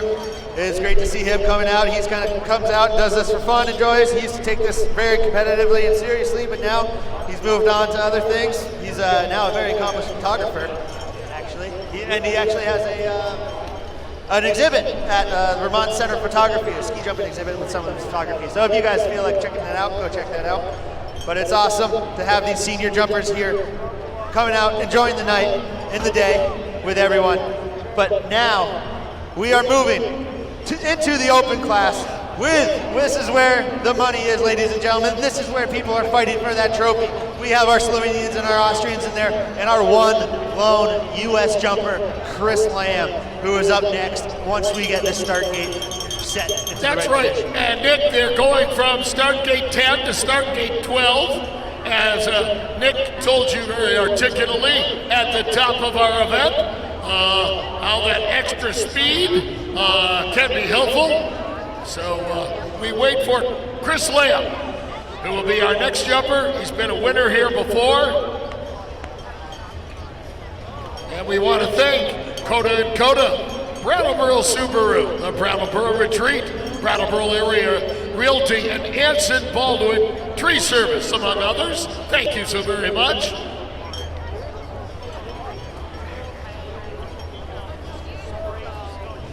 And it looks like Chris is sliding out onto the bar.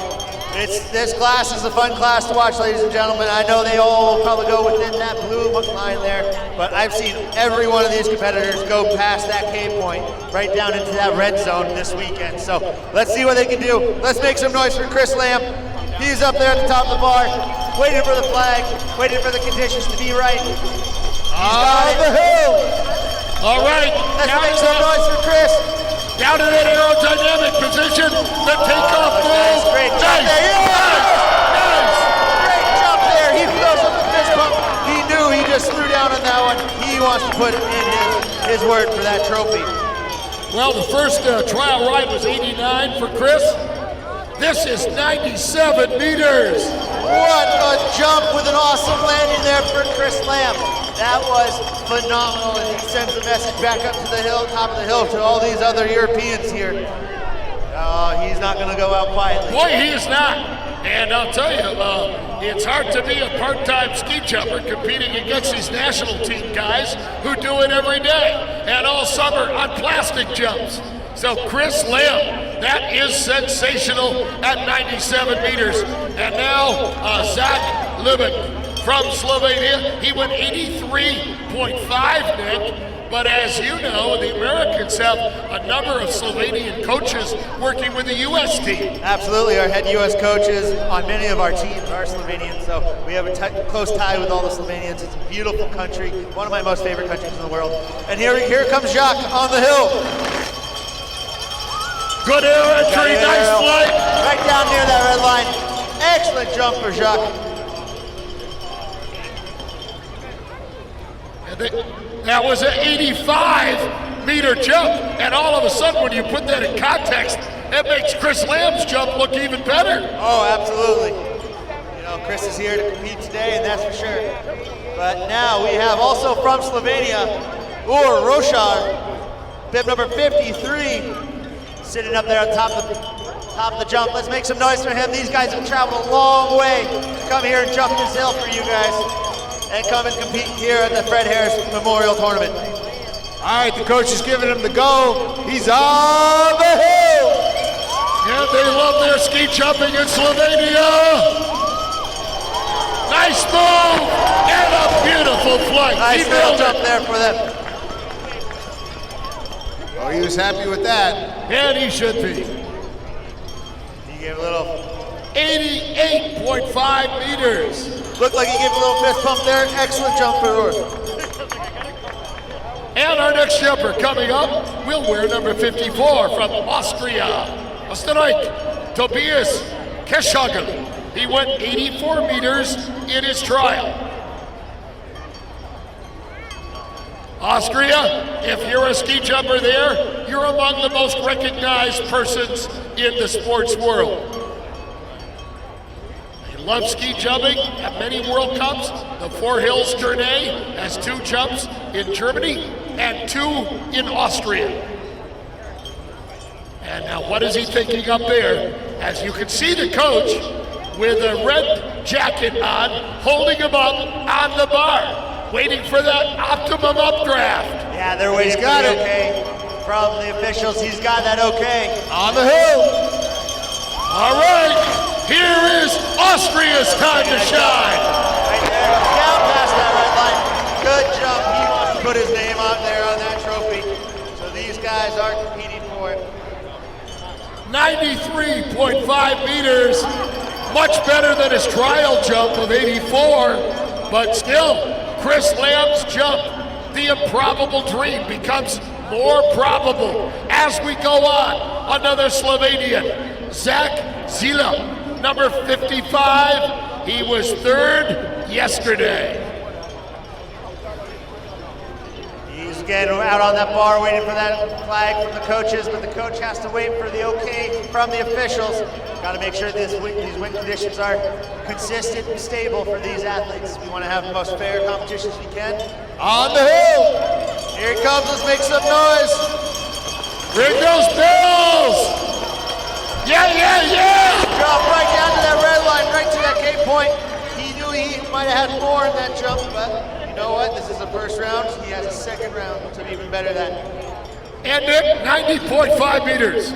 90.5 meters. That's still a great jump. 2.5 meters past the K point. All right, as our competition heats up, and this is just coming to the end of the first round. Much more to come. Simon Vierhausen from Austria, bib number 57, and again, the Austrian coach. On the hill.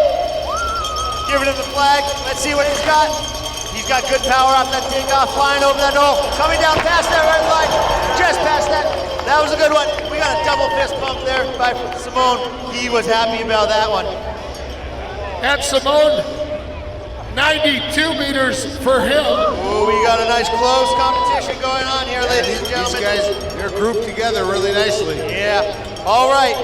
So now, our final competitor in the first round, trying to get a strong performance and trying to better Chris Lamb's performance, our hill record holder from Slovenia, bib number 58, is sliding out on the bar. That is Blaz Pavlic, who has a hill record of 104 meters on this ski jump. And he won this event yesterday. His trial round at 92.5. And there's a lot of pressure on him now, Nick. On the hill. Let's see what he can do on the takeoff. He's got good power up there. He's got pressure under that skis. He's down the jump. Down there, down and deep into that red zone. Great jump for him. He knew he might have wanted to put a telemark in there. 97 meters, so he's right matched with Chris Lamb. Excellent, that's gonna come down to style. The distances are very close, so style is gonna play a huge role in determining this. I'll tell you what, nobody's gonna wanna leave before this one is over. Looks like he's sliding out onto that bar, ladies and gentlemen. He is currently coming from gate number 20. The same start gate that the way we're gonna be coming from. He's gonna check this out with the four jumpers, or with the four running jump. Ed. All right, so Spencer Knickerbocker is out on the bar, ladies and gentlemen. Let's make some noise for Spencer. He's from right here in hometown, Brattleboro. He loves jumping this hill. He loves hearing you. He wants you to be all jacked up and ready to go. Ring those cowbells, make some noise. Let's cheer him on down. Still waiting for that flag from the officials. He's got the hill.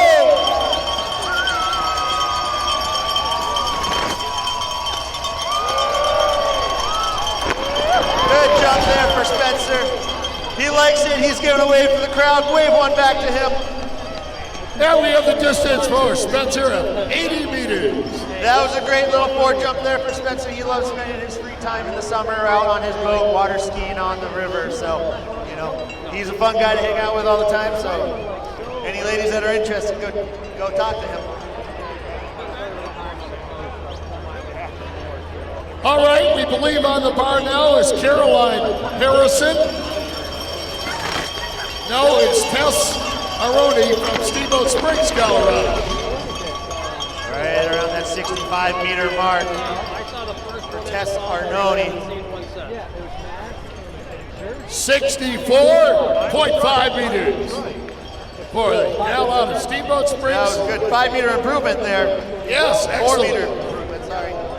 And now number 12, Alexa Bromwich, Steamboat Springs Winter Sports Club. It's a club that's produced a lot of Olympic athletes. On the hill! Here she comes.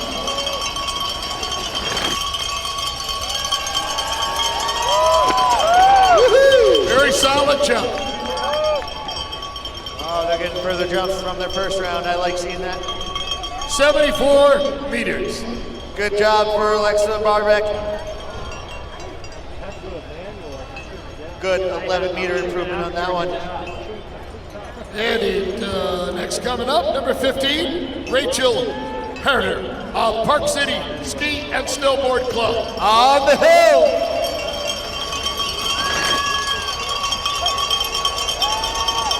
Oh, that was a great little jump for her, for Rachel, down into that blue line area. Definitely a big improvement over her first jump. 79 meters for Rachel. Yeah, isn't that cool? I got a couple where they took off here on the ski, do the reverse. And next up will be number 11, Elise Lowe for New York State Ski Educational Foundation. And this is close. These three next girls, including Rachel as well, are all competing for podium spots here. Let's see what she can do. Very nice. Right down the middle of that landing hill, Nick. 73.5 meters. All right, just a quick announcement. If you arrived by bus, we want you to know that the buses will wait until after all the jumping is over today. On the hill, Maci Alden, Park City. That looks like a good jump. She had pressure under her skis. Skis got a little wobbly, but she was able to hold it up. She had a jump of 70.5 in her first round. For her second round, she had a jump of 75 meters. That was a great little improvement there for Maci. All right, now they're running them quick here. number 14, Kara Larson, Park City Ski and Snowboard Club. On the hill. So she was currently second place after the first round. We have 2 more jumpers, including her. This is right down there, near that 75-meter mark. A little bit further than that, probably. Great improvement from her first jump, making it difficult for Adaline Swanson, letting her know that she has to throw down if she really wants to hold on to this lead that she might have. And the distance, 76.5 meters. Yep, so next up is currently in first place for bib number 17, Adaline Swanson. She's the last jumper of the U.S. women's class, this junior women's class. So let's cheer her on as she's waiting to hear for the flag from her coach. And she's got it on the hill. This girl can fly. She's had to jump down near that red line. Let's see that she's got some height. Awesome jump for Adaline. She got a little, she landed well, but they got a little squirmy on the landing, but she still skied it out. What a strong, strong performance by her today. And then she's going to like the distance, 93.5 meters. That is awesome. It's awesome. It's such an awesome job. So cool to see these junior women going. Tell you what, we're gonna hear from her a lot in the future. I'm really looking forward to it. Just super exciting. And now we'll go into the junior men's category, my friends. Cameron Somerton of the Lebanon Outing Club will be next to get on the bar as we move into the next category. Lebanon, a long-time club. They've done a wonderful job. They've got plastic. They've got a big hill up there. And an active club alongside the Hanover Club.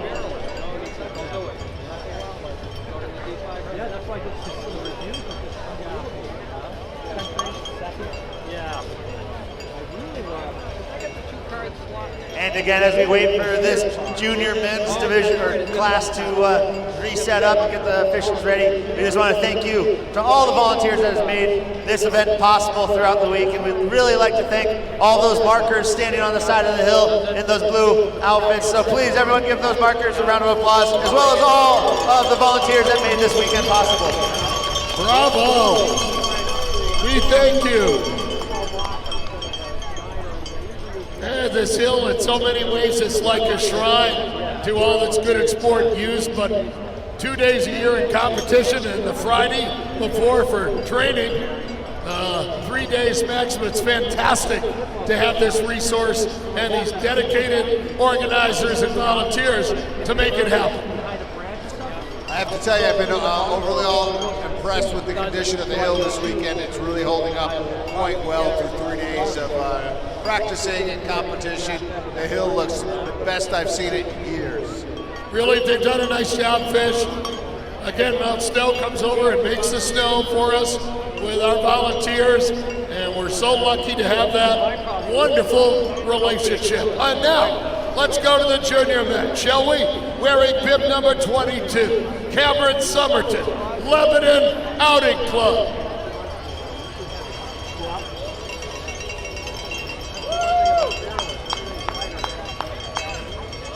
You got a bell, use it. On the hill.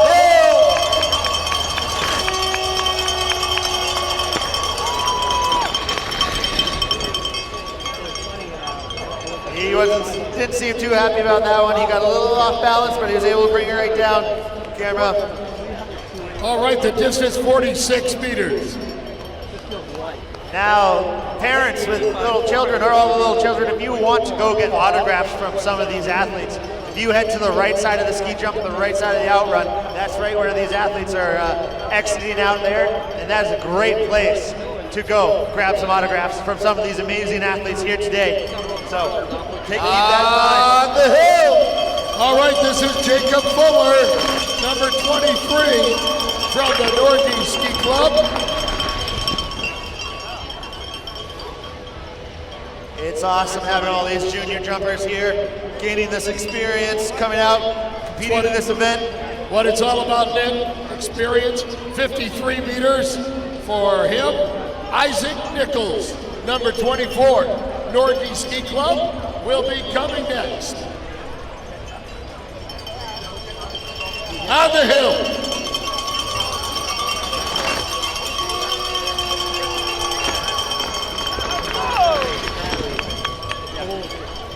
I had three. They last pretty well.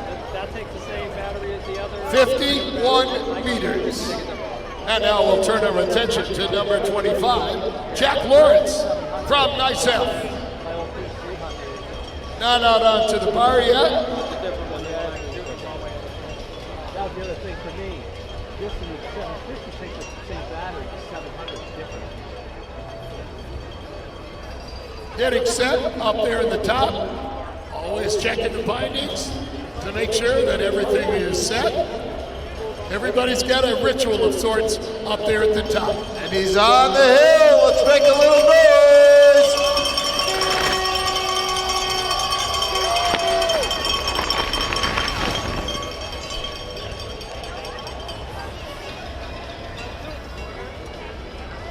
$52 meters. The next jumper comes to us from Salisbury, Connecticut, number 26, Seth Gardner.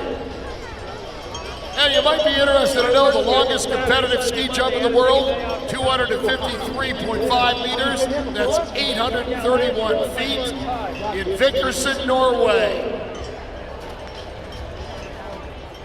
That's a lot of time in the air. That is a lot of time in the air. Just imagine that flying through the air at around 70 miles per hour for about 8 seconds. It is the most intense feat in the world. It's awesome. On the hill.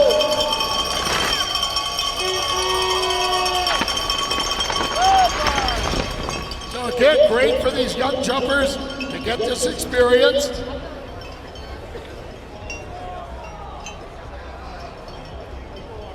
$55.5 meters.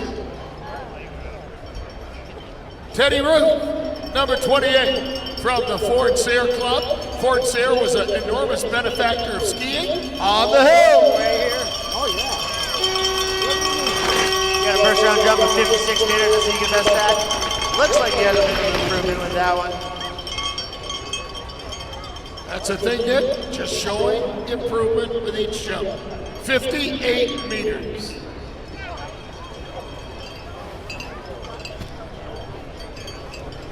Number 29, Zach Rizik from Mount Washington Valley.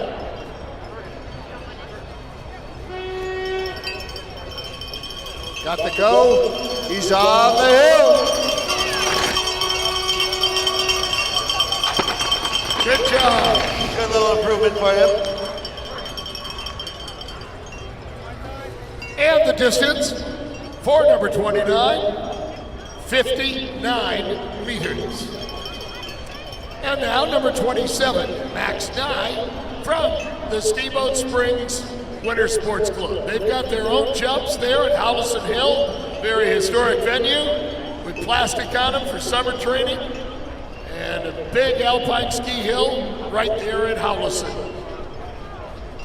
On the hill. Max Nye.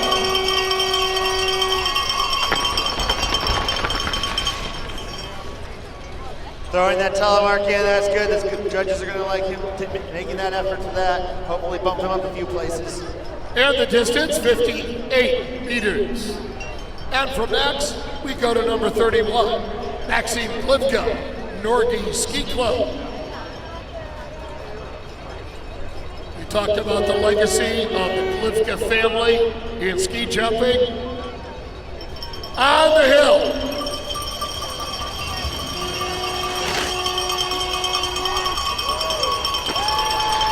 Nice little jump there for Maxim. Definitely an improvement from his first round of 59 meters in the first round. The second round jump with a distance of 61 meters.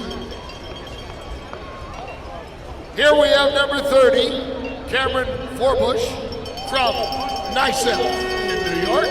They trained in the jumps. The legacy of the 1980 Olympic Winter Games. Intervale Ski Jumping Complex in Lake Placid. On the hill. In about 2 years, Lake Placid will host the World University Games, the FISU Games in Lake Placid. They've just done a lot of upgrading on their jumps. 59 meters. Now number 32, Logan Guthrie from the Flying Eagles.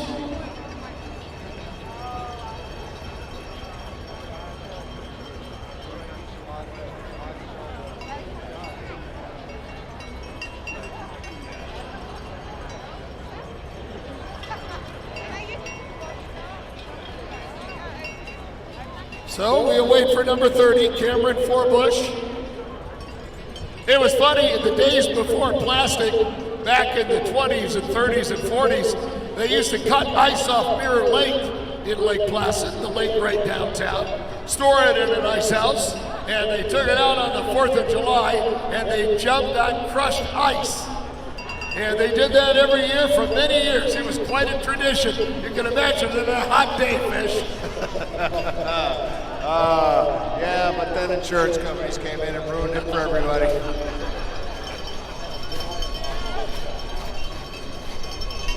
On the hill!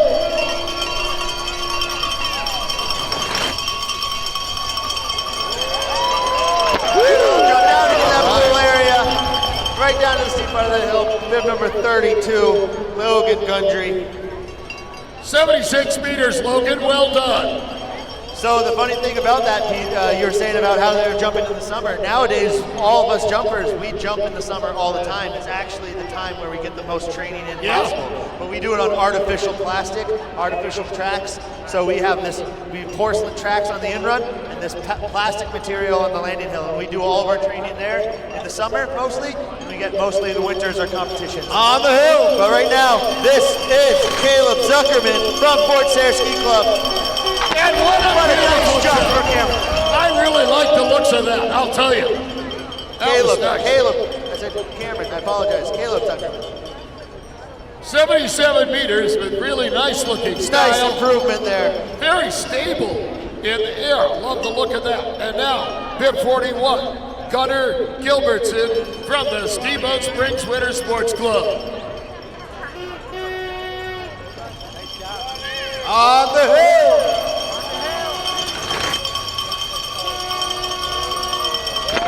And also, really a nice jump.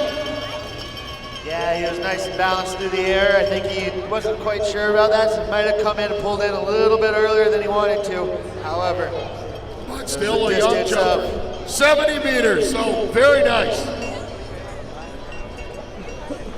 And now we have 33, Shane Coker from the Northeast Ski Club. As we said, just outside of Chicago. Mike Glaster, one of the great jumpers to come out of there.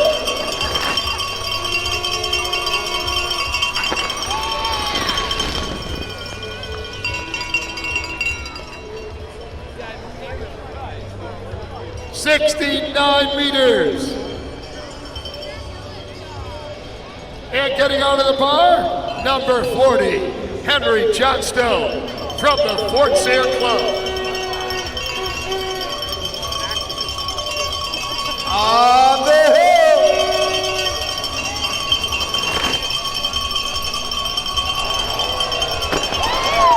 Really nice.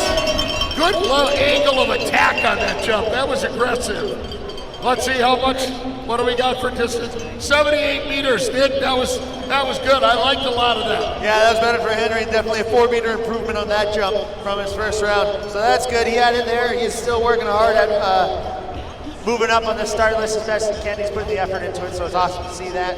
But next up, bib number 35 from Park City, Utah, we have Zachary Saltzman on the hill.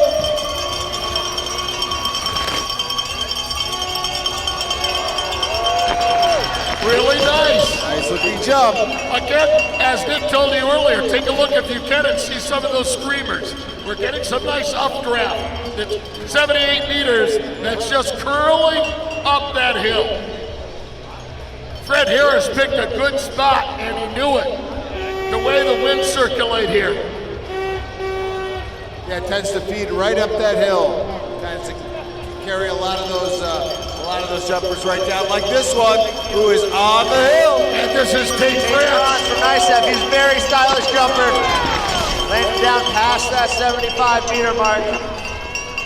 Wasn't quite exactly what he was looking for himself, I don't think, but 79 meters, Nick. a little improvement of a few meters for Tate. And some of the younger jumpers start entering into an area where they haven't always been before. So getting a little more distance, and you know, it takes time to build up that comfort level. Number 42, Stuart Guthrie, Flying Eagles from Eau Claire, Wisconsin. He's about ready to fly. Do we have any Badgers here in the crowd? And a beautiful jump, drifting a little to the side, but he held it together. He didn't panic. That was a nice jump. And 81.5. Right in the middle of that blue zone area. That is an excellent jump for Stuart. Very good. And now another Midwestern lad from Cloquet. Right near Duluth, Minnesota, Aiden Rip. On the hill.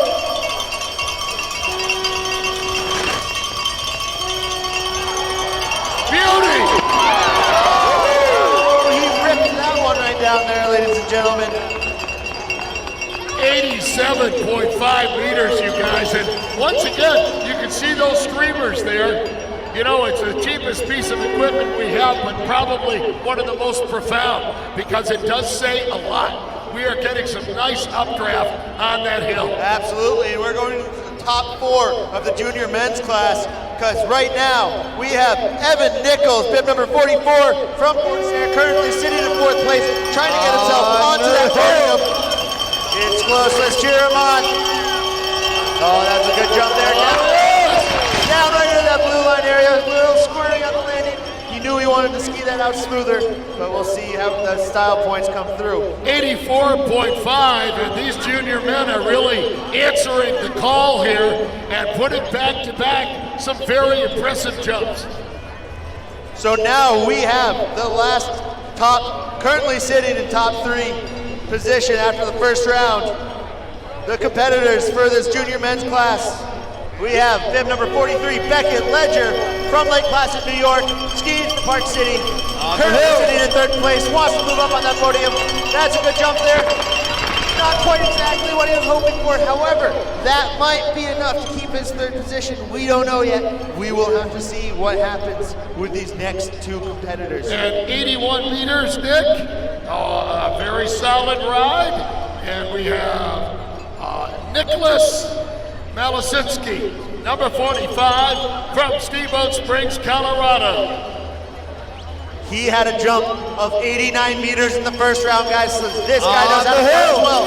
He competed in the Youth Olympic Games this year in Switzerland. Right down past that red line. That was an excellent jump for Nicholas. Wow, these guys are really putting it down there. They really are. It's been a while since I've seen such good junior class jumpers. Yeah, no, they're really bringing it, man. They 92 meters. Excellent job. Excellent. Let's give Nicholas a round of applause because right now we are going to go into currently sitting in 1st place after the first round with a jump of 92 meters in the first round. He won 102 yesterday. Let's see what he's able to do today. This is Candid Wilkinson. On the hill. There's a big one here. He's got some pressure over there. He's got it carried down that hill. With a beautiful telemark landing down in that red zone. That is a wonderful jump by Candid. It's kind of solidifying the victory there, I would assume, with a distance of, I would guess, but 95.5 meters. wow, Yep. That was an excellent jump there by Candid Wilkinson. Most likely taking the win for that junior men's division. Congratulations to him. And so that concluded our junior men's. And now we move on to our senior class. And we're going to reposition the start gate for them. These are our 3 old devils here up on the hill.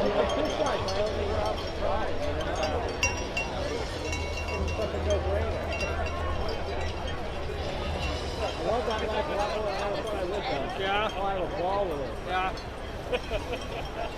So we have we have 3 jumpers here in this senior class, and then we're going to go over into the open class after these jumpers. But first, we have Mason Winter getting the bar set, getting himself positioned in the right place.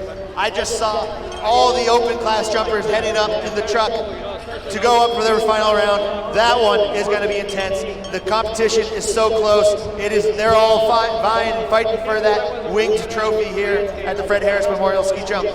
But as we see Mason kind of putting his skis on the top of the hill, waiting for the officials to get set up and reorganize a little. But these conditions are looking good. They're looking consistent.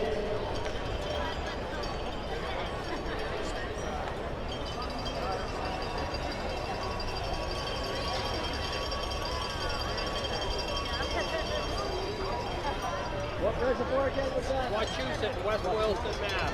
Great wildlife on the rail trail side, which is the head of the reservoir where the river comes in. Okay. If you're ever in that area, it's worth it. When people walk the trail and stuff, but they go up the river and across the street from where the rail trail parking is, there's a park. It used to be a ball park, but it's all grown with little trees. So we keep talking about this winged trophy. Well, here's the special thing about this winged trophy. You have to win this tournament, this Sunday tournament, 3 times throughout the years in order to take that trophy home. Now, both Blaz and Chris have both won it twice. So these two are going head to head to see if either of them can take the trophy home. However, we do have Tobias, Simone, and Jacques Lula from Slovenia all trying to get their names on the trophy so they can go ahead All right. and take it home from them in 3 more years. 48's on the bar. Nick Mason Farrell. Winter. Here he comes.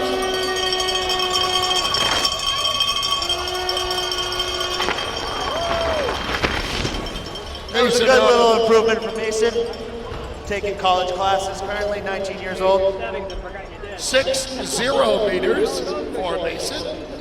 I was up there in manual taking up. And next up, pit number 49, Sam Arquette from New York State Ski Educational Foundation. Aperture priority down the hill, it was all right. It wasn't any good. And then he'll be followed by Hanover's Cooper Dodds. And Down on here the he bar, comes. got the flag from his coaches. Let's cheer him on down. Representing Lake Placid, New York, NICEF, the New York Ski Educational Foundation. 62 meters. And now, folks, bib number 50, Cooper Dodds from Fort Sayre. I don't know if his dad Tom is here, but Tom has given so much of his heart and soul to ski jumping in the Upper Valley, and so many thanks to you and all the good folks that work with you.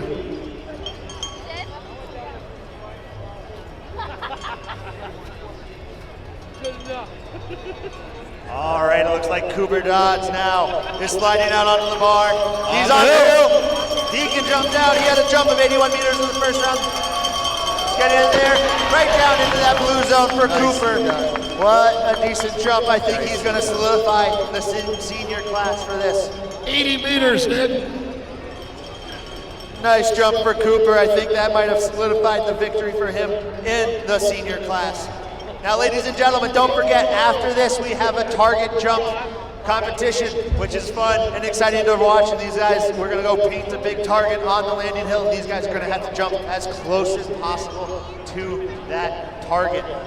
Now, after the target jump, we're going to have award ceremony out on the outrun, to my knowledge, to do medal presentations and trophy presentations for this event. So please stick around for that. Enjoy some drinks, enjoy some food. But right now, we are now moving into the open class and getting the gate set up. To Looks like 12. To gate 12, perfect. These guys are wanting to go far. It is such a tight race now between these 7 competitors. all of whom are from Slovenia and Austria, yet Chris, the one lone American who went to Marlborough College, is from here. He's up there looking to maintain the lead.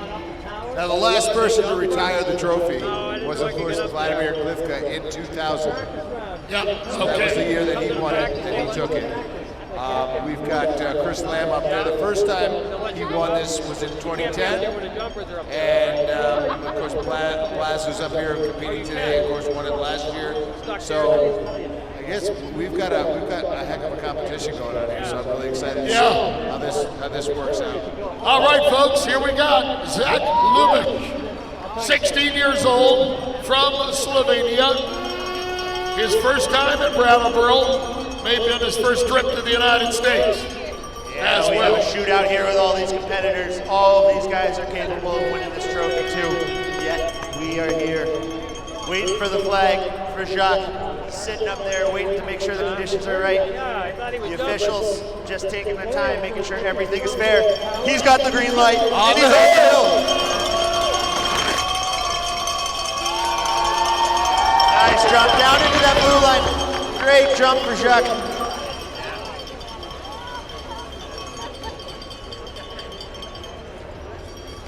And the distance on that jump, 83 meters. Yeah, that's where I asked if I could get this morning. They said no. Oh, really? Today I couldn't.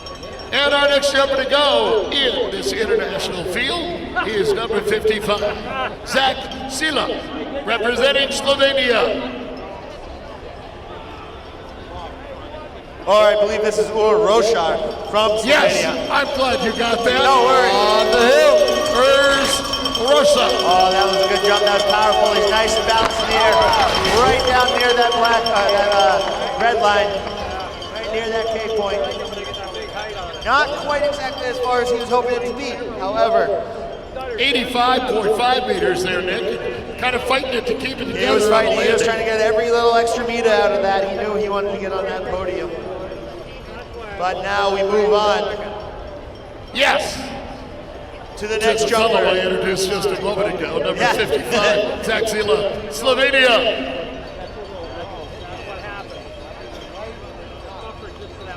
He is currently sitting in 5th place, but he has podium sights on this to beat knockout Tobias. But let's see what he can do. Maybe a little late on the takeoff, but it was good. Right down to that red line. That was good. Excellent. He took a big breath. He knew that was throwing down a jump, but he's not quite sure how that's going to hold up. 89.5 meters for a beautiful, beautiful jump. Right down past that K point.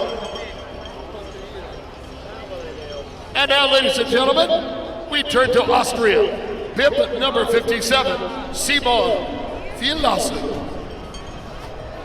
He had a jump, ladies and gentlemen, of 92 meters in the first round. So he is currently sitting in 4th place, looking to get onto this podium and maybe even take this trophy home. So let's make some noise for him as he's sitting up on that start bar. He could hear you guys. He wants to hear you.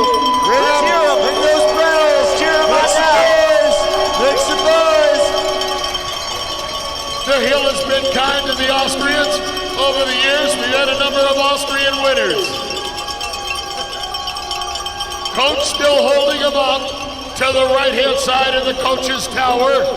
He sits up there, trying to clear his mind.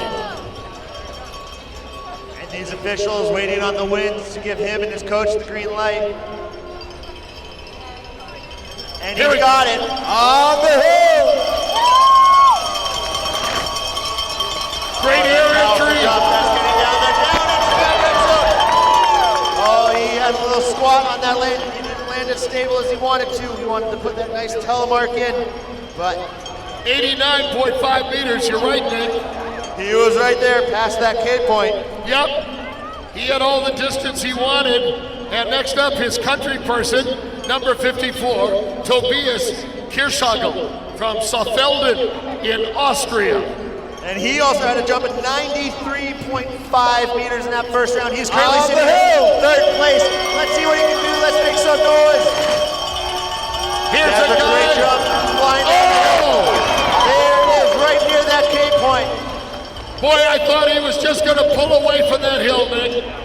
Yeah, these conditions, they're there. This wind has calmed down a little bit. It's looking very 90 stable. meters, Nick, and here's a guy. He went 140 meters on the jump in Lillehammer. Really strong guy. And now we go down to 2. This is where the shootout is, ladies and gentlemen. This is between Blaž Pavlic and Christopher Lamb for this trophy. We have both of these competitors who both jumped 97 meters in their first round. Blaž and Chris were the previous record holders of this hill. You make some noise! Good start, good start. Nice jump there, down into that red line. He knew he kind of left the door open for Chris. However, it is not going to be easy for him. He knew he wanted to solidify it more. 94 meters. 94 meters for Blaž. That was a good jump. This is getting close, so it goes up to the last man remaining on top of the hill. And now, who will have their name etched on the trophy and bring it home? It's down to this, the final dance for this year, the 2020 Harris Hill, awaiting in the top, American Chris Lamb. Make some noise, make some noise! Come on, here we go! USA! That looks good, like a strong jump there. He's got it down there. Ooh, that was a close one right there. man. Point. I'll tell you what, that was a solid jump for Chris. 88.5 meters. He had Chris style Lamb. with that one. Well, I'm not sure how that's going to be, though. We'll see. We'll have to wait for the final results for these.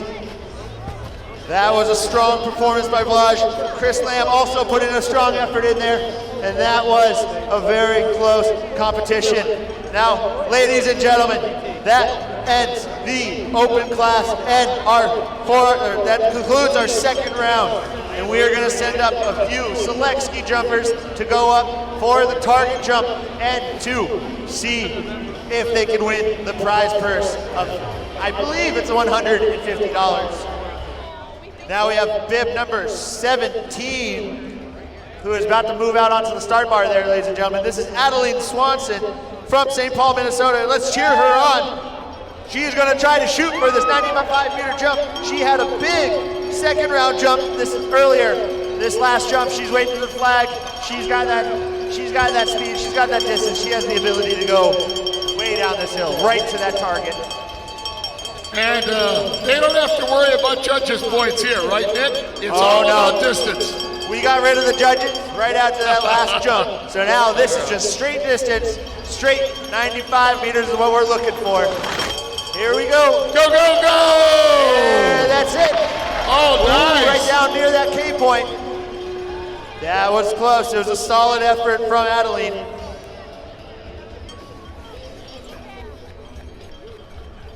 .5 meters for Adaline. That's a strong effort for her. However, she might have left part of the door open for other people to make it closer to that 95. And now we go to bib 16, Maci Alden from Park City, Utah. Let's cheer her on as well. Nice little jump for her, getting out there, getting that more experience out there too. 66 meters for Maci.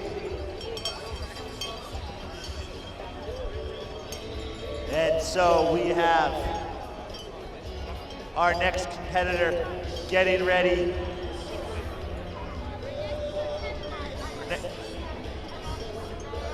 Bib number 15, this is Rachel Heriter from Park City, Utah. She got third place, I believe, in this women's division. Let's cheer her on. Getting there, getting on that hill. That's really nice to have her out here. So awesome that all these guys came across the country to come compete. Distance of 65 meters.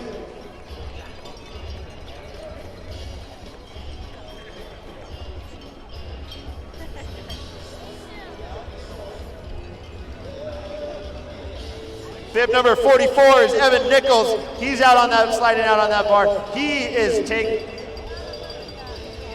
taking some speed. That's a lot of speed. He really wants that 95-meter mark. He's on the hill. This could be close, guys. He has the speed to get down there. He's flying down the hill. Ooh, didn't quite go the way he wanted to. It looks like there might be a little bit of tailwind out there, which makes it challenging for our competitors here. A distance of 82 meters, but it looks like Adaline is currently in first place, holding the lead of the closest one to that 95-meter mark.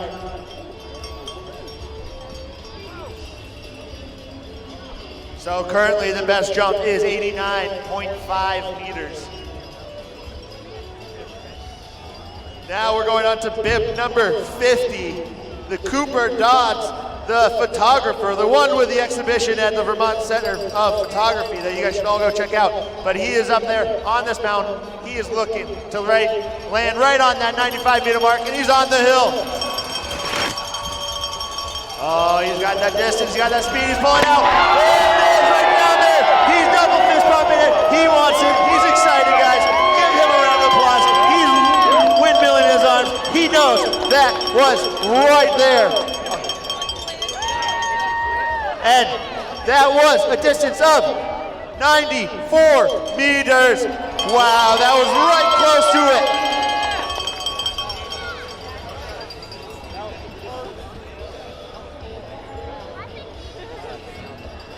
Excellent jump for Cooper Dodds. He was stoked about that one.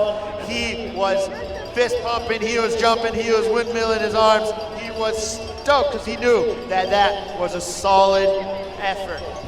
So now if we turn our attention back up to the top of the hill, we are gonna have bib number, still waiting on the bib number for us. Bib number 52, this is Jacques Lula from Slovenia. These guys, they're wanting something. These guys are from the open class, if I remember correctly, or I know they are. If it's just the open class jumpers remaining, they want to throw down here.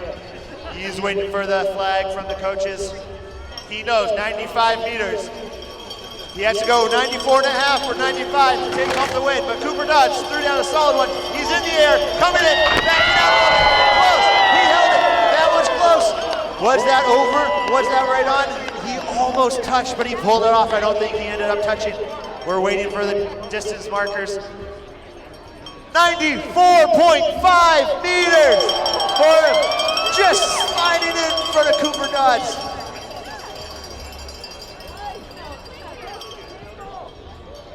What an awesome jump from Jacques. That was there, leaving the door just slightly open by half a meter, to be honest. People can go 95 meters still. Bib number, what? 45. This is Nicolas Malice from Steamboat, Colorado. These guys have fire in their eyes. They want this. There it is. Ooh, coming up a little bit short of that.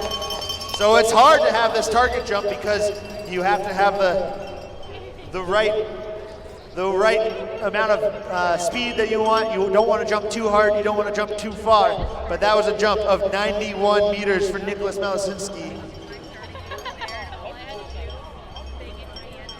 Not quite close enough to mark that 94.5 meter mark by Jacques. We're down to a game of inches here. Half a meter. Half a meter. I don't know how many inches that is. A couple of centimeters. 50. All right, we got a jumper now back out on the bar. This is bib number, still waiting to hear about the bib number, 53. So we have Roshad from Slovenia. That's Jeremanu, that's got power. He's pulling out, he's trying to get in. He landed so close. He pulled the ripcord. He knew that he was gonna overshoot it if he did not throw his arms out. He pulled the brakes. 94 meters. Oh, so close. That was so close. He knew he was gonna go way too far on that one. So he pulled the ripcord. You saw him pull his arms out. He tried to come in, landed. That was close. So close. And now this is bib number 39, Aiden Rip So he's up there on the bar. The young kid, he is looking to just slam it right down onto that 95-meter mark and rip apart everyone else's hopes and dreams of winning this competition. Here he comes on the hill.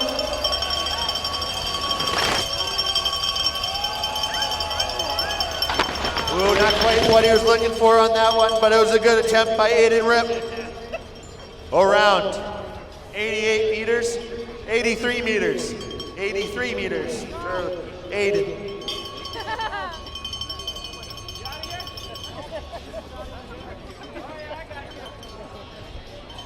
Bib number 46, this is Candid Wilkinson, the guy who won both of the junior men's and the U.S. Cup divisions, as well as jumped 102 meters. And he's on the hill right now, so we know he can go that far.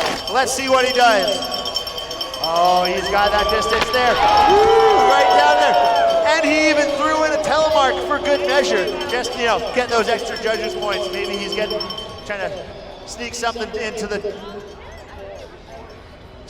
in with the markers, but that was a distance of 93.5 meters. Oh, these guys are so close to that 95-meter mark, with currently Jacques Lula from Slovenia currently sitting in first place with a distance of 94.5. But now we have also from Slovenia, Jacques Lula from, bib number 55 from Slovenia. He's on the way. Here he comes, let's make some noise for our visitors from overseas. Good jump by him. Oh, that was close. He just put his hand right up in the air. He knows he has it. He just threw something that was unbelievably close. 95 meters. He landed it. He just did a little celebration at the bottom. Let's give him a round of applause. Now, we know at the top, these guys, the only chance they have is to also go 95 meters on the money. This is bib number 57, Simone Wiehauser from Austria, and he's on the hill. Let's cheer him on. Oh, he's pulling the ripcord a little bit. Oh, he came in. That was a far jump. He knew he was going to over-jump it, but he tried to pull the ripcord. I don't know if he was able to pull it soon enough to come down. 95 meters as well. He landed right on that distance. So, wow, Simone just tied up Zach Lula. Wow, we have two people tied currently. And so, now, we have also from Austria, bib number 54, Tobias Kershaw. He knew that these guys just went, the two people in front of him just both went 95. He has to commit to this one. Here he is, he's on the hill. That's a good jump. Flying over it. Ooh, just a little close, a little short. Not quite sure that's gonna do it for him. However, that was such a solid attempt of 93 meters. Oh man, these guys are close.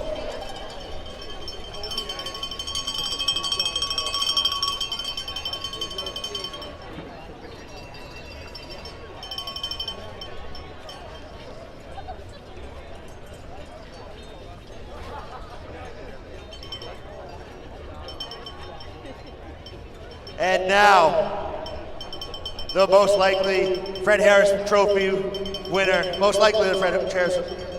Fred Harris Memorial Trophy winner, I'm gonna get that right properly at some point. Also our current hill record holder of 104 meters.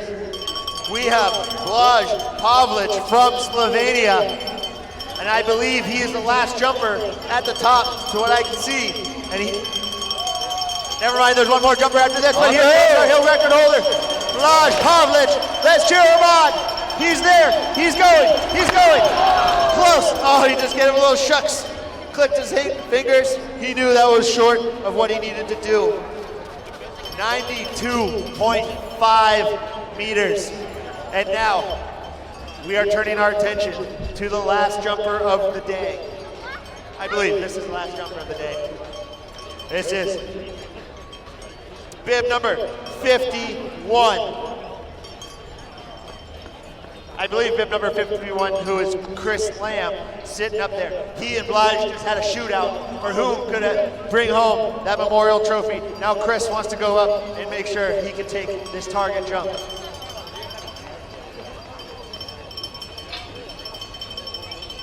He's waiting up there, kind of making sure everything's all right, wondering what the wind conditions are doing. Because if you have too much wind, you might overshoot it. If you have too little, it's not going to help you out. So these guys are trying to be as calculated as possible.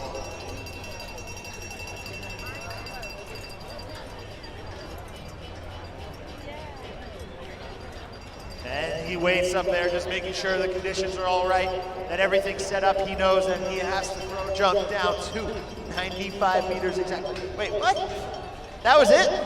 That was no more jumpers? Oh my goodness, I apologize, ladies and gentlemen. I was a little No, that's it. We're waiting till somebody comes. Nobody goes until somebody else comes. We're waiting for one of you guys in the beer tent to go grab some skis and go take a jump up there. So I apologize, that was my fault, ladies and gentlemen. We were a little misinformed with that. Anyways, ladies and gentlemen, thank you so much for coming to this 98th annual Fred Harris Memorial Tournament. It was a phenomenal event. We appreciate all of you for coming. And congratulations to Simone and Jacques for both winning this target jump. It is absolutely amazing. And again, I apologize for that extra 5 minutes. Don't worry about it. Nick Farrell, thanks for coming by. It was a pleasure working with you today. Peter Graves, still on the grounds here. Peter, thanks for working with us today. I'm Fish from Great Eastern Radio. Hey, we'll see you next year. Stick around. We will have an awards ceremony coming up here. If we'll get the podium out here, we'll get that all set up, award those things, and look forward to 99. All right, our awards ceremony will be underway. Going to hand it off for the Nordic Combined from this morning, our very own Spencer Knickerbocker. So for the U.S. Cup women in Nordic Combined this morning, racing 5 kilometers, in second place is Tess Maroney from Steamboat Springs Winter Sports Association. It looks a lot like Kate McGinn.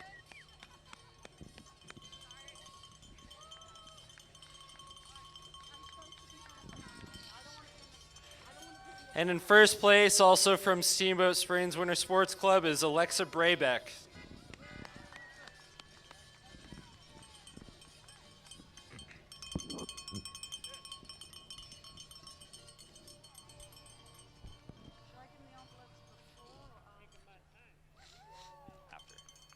You don't want them in the photo.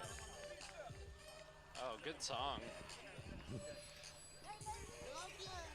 Now for the men's U.S. Cup, racing 10 kilometers this morning. In third place is Beckett Ledger from the Park City Ski Association, also of Lake Placid, New York.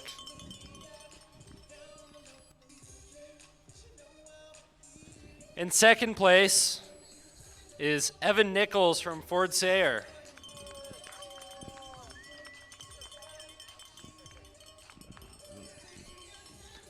And in first place from the Steamboat Springs Winter Sports Club is Nicholas Malice. Thank you, Spencer.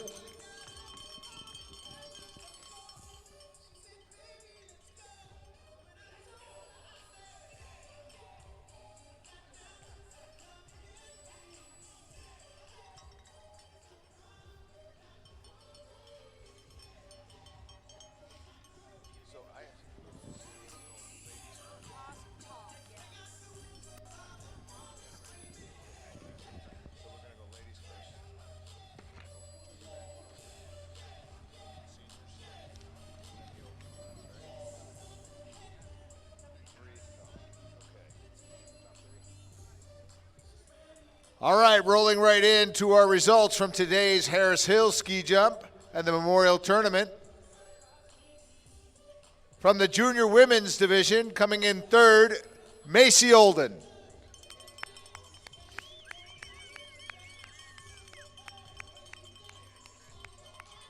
There she is. Right over here, Maci, thank you.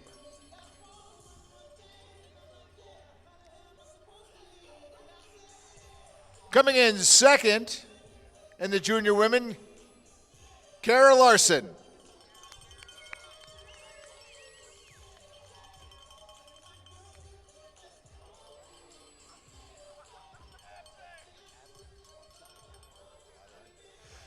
And coming in first in our junior women's division, Adaline Swanson.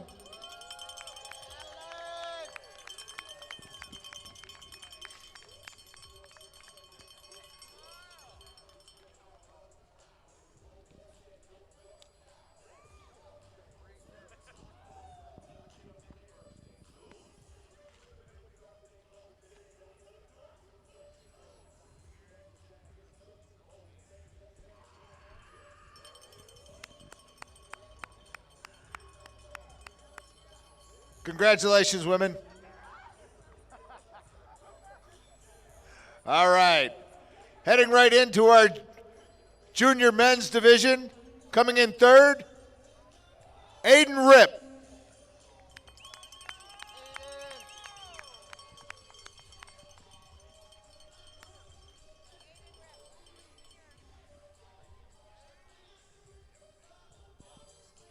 Coming in second, Nicolas Malice.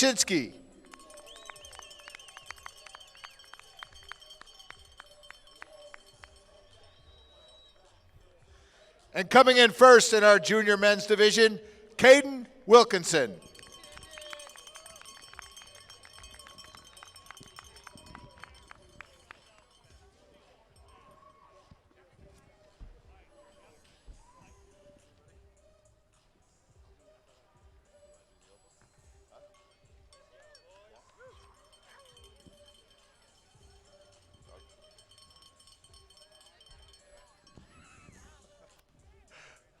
All right, congratulations, gentlemen. In our senior division, coming in third, Mason Winter.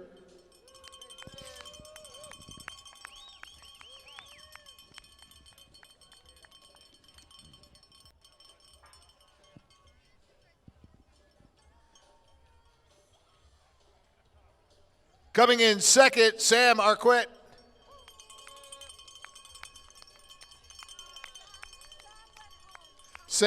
Sam went home. First place in our senior division, Cooper Dodds.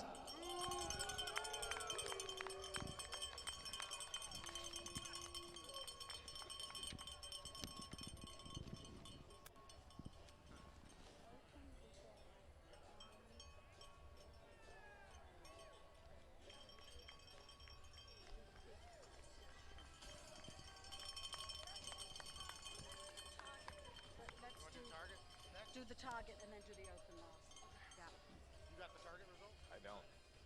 No. I have no idea. Huh? I have them in my backpack. Jacques and... We'll do that later. All right. We'll do the target jump later. Hey, Carl, who, remember it was Jacques and somebody else who tied the target. The radio goes up my nose. Simon, yeah. We can do target, Kate. Kate, we can do the target. Kate, we can do the target. All right, so we're going to announce our target winner jumpers. I'm going to have to sort money because I only have one and we need two. How much was it? 150. And what was it? And what it combined means? I'll hand him an envelope and up later. Okay. Yeah.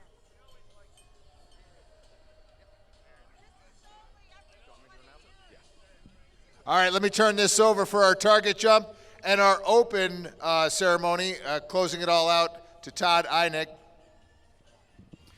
Hey, everybody. So we had a great target jump today. Lots of guys hitting that 94, 95 meter mark.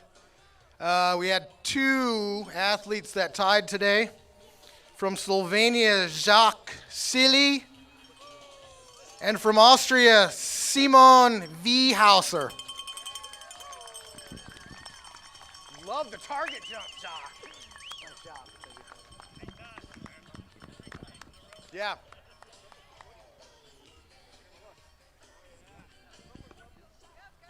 On the top.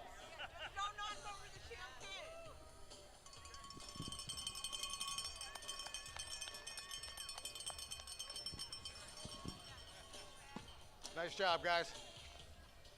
Kate will have your money. All right, we're going to move into our open class prizes here.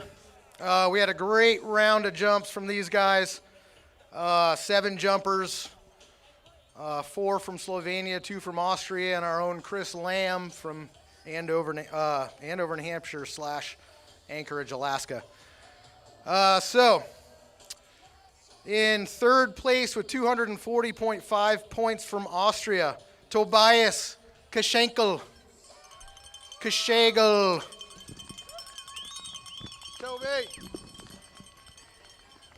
Nice jumps, man. Nice jumps.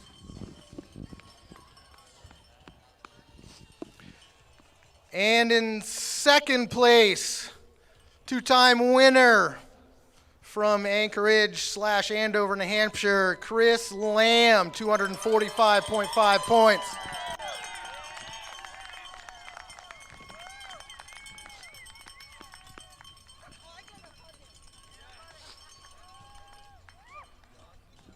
And with just 9.5 points separating first and second place from Slovenia and retiring the current wing ski trophy, Blaž Pavlic. Good job, Blaž.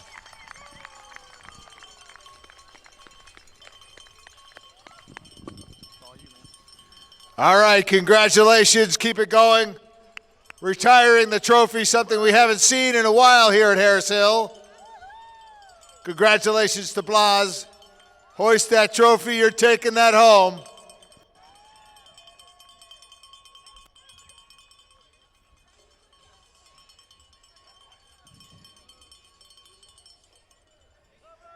Here we go, heads up.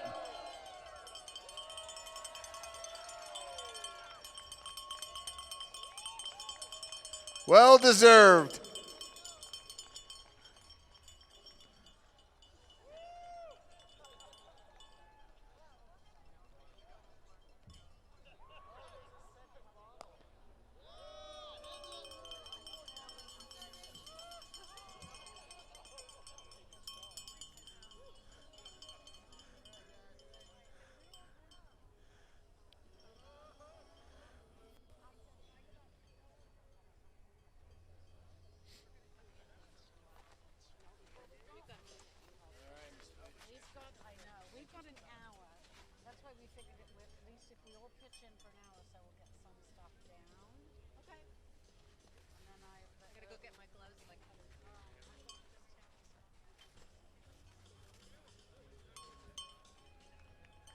Congratulations once again, everybody. Thanks for coming to Harris Hill. We'll see you next year for number 99.